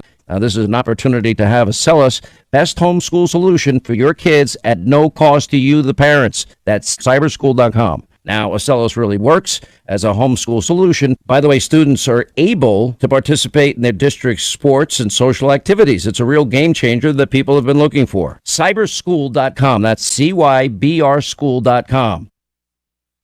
I'm meteorologist Steve Hamilton with your Pecos Valley weather. Will be fair today, but we do have a storm system on the way that'll be causing gusty wind and maybe even a few showers over the upcoming weekend. Sunshine today with a few clouds, wind kicking up to 30 miles an hour, and we'll be in the low 70s. Overnight, partly cloudy, slim chance of a shower, and low to mid 40s and windy. Very gusty tomorrow, sunshine and mid to upper 60s. I'm meteorologist Steve Hamilton, and that's your latest forecast. It's time for the Chavez County Sports Report. Got some small school tournament action going on over the next 3 days. For instance, in boys basketball, Dexter will be playing at Tularosa. Dexter is still looking for its first victory in Tularosa. Well, that's their own tournament. That's the Johnny May Classic. That game starts at 6:30 tonight. Gateway Christian also in a tournament game and also looking for its first victory. Gateway's 0-4. Quemado is 1-3. Gateway Girls, well, they're doing just fine so far, 4-0, and they'll be taking on Quemado. That starts at 12:30 today. Quemado is 2-1, and the Hagerman boys are 2-2 overall. They are playing in the Cloudcroft tournament. That starts at 2:30 today. They'll take on Cliff. Cliff's always good in girls basketball. Sports Report brought to you by DSI. Call DSI for all your office technology needs. I'm Eric Butler at Roswell Talk FM 106.5. With the SRN News Business Brief, I'm Rich Thomason. The number of Americans applying for unemployment tumbled to a 52-year low of 184,000 last week. Applications fell by 43,000 from the week before. Italy's antitrust regulator has fined Amazon $1.3 billion. The agency is accusing Amazon of exploiting its dominant position against independent sellers on its website in violation of European Union competition rules. The fine is one of the largest leveraged in Europe against the online retail giant. Amazon expanded in Italy, in particular during a coronavirus lockdown that prevented residents from going to stores to buy items considered non-essential. Correspondent Jeremy House. A down day so far on Wall Street, with the benchmarks trading in the red following a 3-day rally. With business, I'm Rich Thomason. That first Christmas was messy, but so was the world. Jesus was born into a messy world full of sin and darkness. When Isaiah prophesied about the Messiah, he proclaimed, "The people walking in darkness have seen a great light. On those living in the land of deep darkness, a light has dawned." When Jesus entered the world, darkness indeed had flooded the land. Today is no different. You don't have to look far in this world to see brokenness and darkness. We live in a messy world. However, God's messy but perfect plan changed everything. That day, God became flesh and was wrapped in old priestly garments and laid in a manger. That was messy, but God wanted it that way. Jesus came into our messy world to be sacrificed for our messiness. How messy is our world? How dark is the world around you? Today, I want to remind you of the light that came into the world for all the world in the form of a baby on that blessed Christmas morning. No matter your mess, He is your light and your Redeemer. Join us at the Country Club Road Church of Christ for worship at 10 a.m. on Sunday, located on the corner of Country Club and Washington in Roswell. Get Grinchy this Christmas at Roswell Honda. The Grinch stole Christmas and brought it all to Roswell Honda. And that means great deals for you across the lot, like a Honda Odyssey for just $99 a month. Get a free pecan pie and even a trip to Vegas just for stopping by, and a free HD TV with purchase. And register to win one of 3 Michael Kors purses, a Keurig, an air fryer, and even a 65-inch 4K smart TV. Leave the hoo-hash at home and head for Roswell Honda, 2177 West 2nd. And Merry Christmas. Roswell Skin Center, a brand new state-of-the-art facility located in the 400 Penn Plaza building here in Roswell, is now accepting new patients. Dr. Brandon Cometti and his team offer a full range of skin care services, including general dermatology, surgical and cosmetic procedures, including cutting-edge laser rejuvenation, Botox, filler, laser hair removal, chemical peels, and other non-invasive options to improve skin health and turn back the hands of time. Call and schedule your appointment at Roswell Skin Center today. today. 208-2509. That's 208-2509. ENMU Roswell offers high school students the opportunity to get a head start on their college education journey into healthcare. Through the Allied Health Careers Pathway, high school learners can enroll in dual credit courses that introduce them to a wide range of careers that include emergency medical technician, paramedic, nursing, occupational therapy, respiratory therapy, medical assisting, phlebotomy, and nursing assistant. Start your healthcare career path at ENMU Roswell. Contact your high school counselor for more information. Looking for the perfect gift? Get them a shirt from Untuck It. Untuck It shirts are designed to be worn untucked. They're the easiest way to keep him looking sharp and feeling comfortable. You can't go wrong with their super soft flannels, wrinkle-free shirts, performance shirts with stretch, and cozy sweaters that are all perfect for right now. They even have a line for her. Find the perfect gift for every guy on your list at one of 80-plus Untuck It stores or at untuckit.com. Untuck It. Shirts designed to be worn untucked. More than 1 in 3 people will face cancer in their lifetime. Unfortunately, fear can stop you from getting cancer screening, but it won't stop cancer. Early detection can save your life. Don't wait for symptoms to appear to act. Cancer screening is safe, effective, and accessible for everyone, including free or low-cost screening programs. Go to cancerscreenquiz.com now and take the American Cancer Society's 2-minute cancer screening quiz to find out what screening tests are right for you. Don't wait. Take the quiz, get screened. Go to cancerscreenquiz.com now. Cancerscreenquiz.com. Here's a Mornings with Mike Winters fun fact. China has more English speakers than the United States. They have more Chinese speakers, too. Here's Mike Winters. And good morning. It is 9:54. Got a few minutes here before we wrap up today's show. Yeah, we were talking with Pastor Lonnie. They're talking about the Flying J Wranglers coming to Christchurch here on Sunday, and I'm serious. They are literally, the more I think about it, the more we were talking here, I was like, that group is almost like aligned perfectly with my marriage, with my life here with my wife. It really is a lot of milestones in my own life that kind of line up with Flying J Wranglers. It's just because, and like I was saying earlier, I think I told this on the air, but my wedding rehearsal dinner was at the Flying J Ranch. When I got married we got married on a Saturday. It was August 11th, but that Friday night, and we got married in Alto at the Alto Country Club. We were my in-laws, now in-laws at the time, soon to be in-laws, were they're members there at the club, and I think my father-in-law serves on the board and all that. Did at one time, and so that they got the Alto Country Club as our wedding, and I think if I remember correctly, that was the first wedding Alto had done. And we had done it. We actually got married outdoors there. If you've ever been to Alto Country Club, you've been up in that area. They, of course, they got the golf course, and then they have the building with the restaurant and the meeting area and all that. Well, just off of that, there was this big patch of grass there. It's right kind of near their pool and everything. Real beautiful spot. Got a beautiful pond in the background, the mountains behind that. So that's where we ended up having our wedding, and right there. And then we had a little reception there at the place, and then we had a big family to do at their house afterwards. So it was kind of a reception and then party afterwards. It was low key, but bigger than. Well, that's another story for another day. When my wife and I got married, my wife and I met her when I was in the Air Force. So I was stationed at Holloman. She was living here. She had gotten her teaching degree from LCU. And a couple years before I met her, and she got her job here in Roswell, Brendo Elementary, where she still teaches this day. She got hired on like at last minute. So like her folks, my in-laws and everything, they scrambled and got her a place to stay here in Roswell because she was still living in Lubbock technically then. I don't think she'd gone back to Ruidoso yet. So she got a last-minute apartment here and got her job settled in, and the teachers at the school basically had to help her get her classroom together because the kids were coming back to school like a day or two after she was hired and all this. But anyway, so she was there, and then I met her, in Ruidoso there a couple years later. In June of, we started dating in June of 99 or 2000.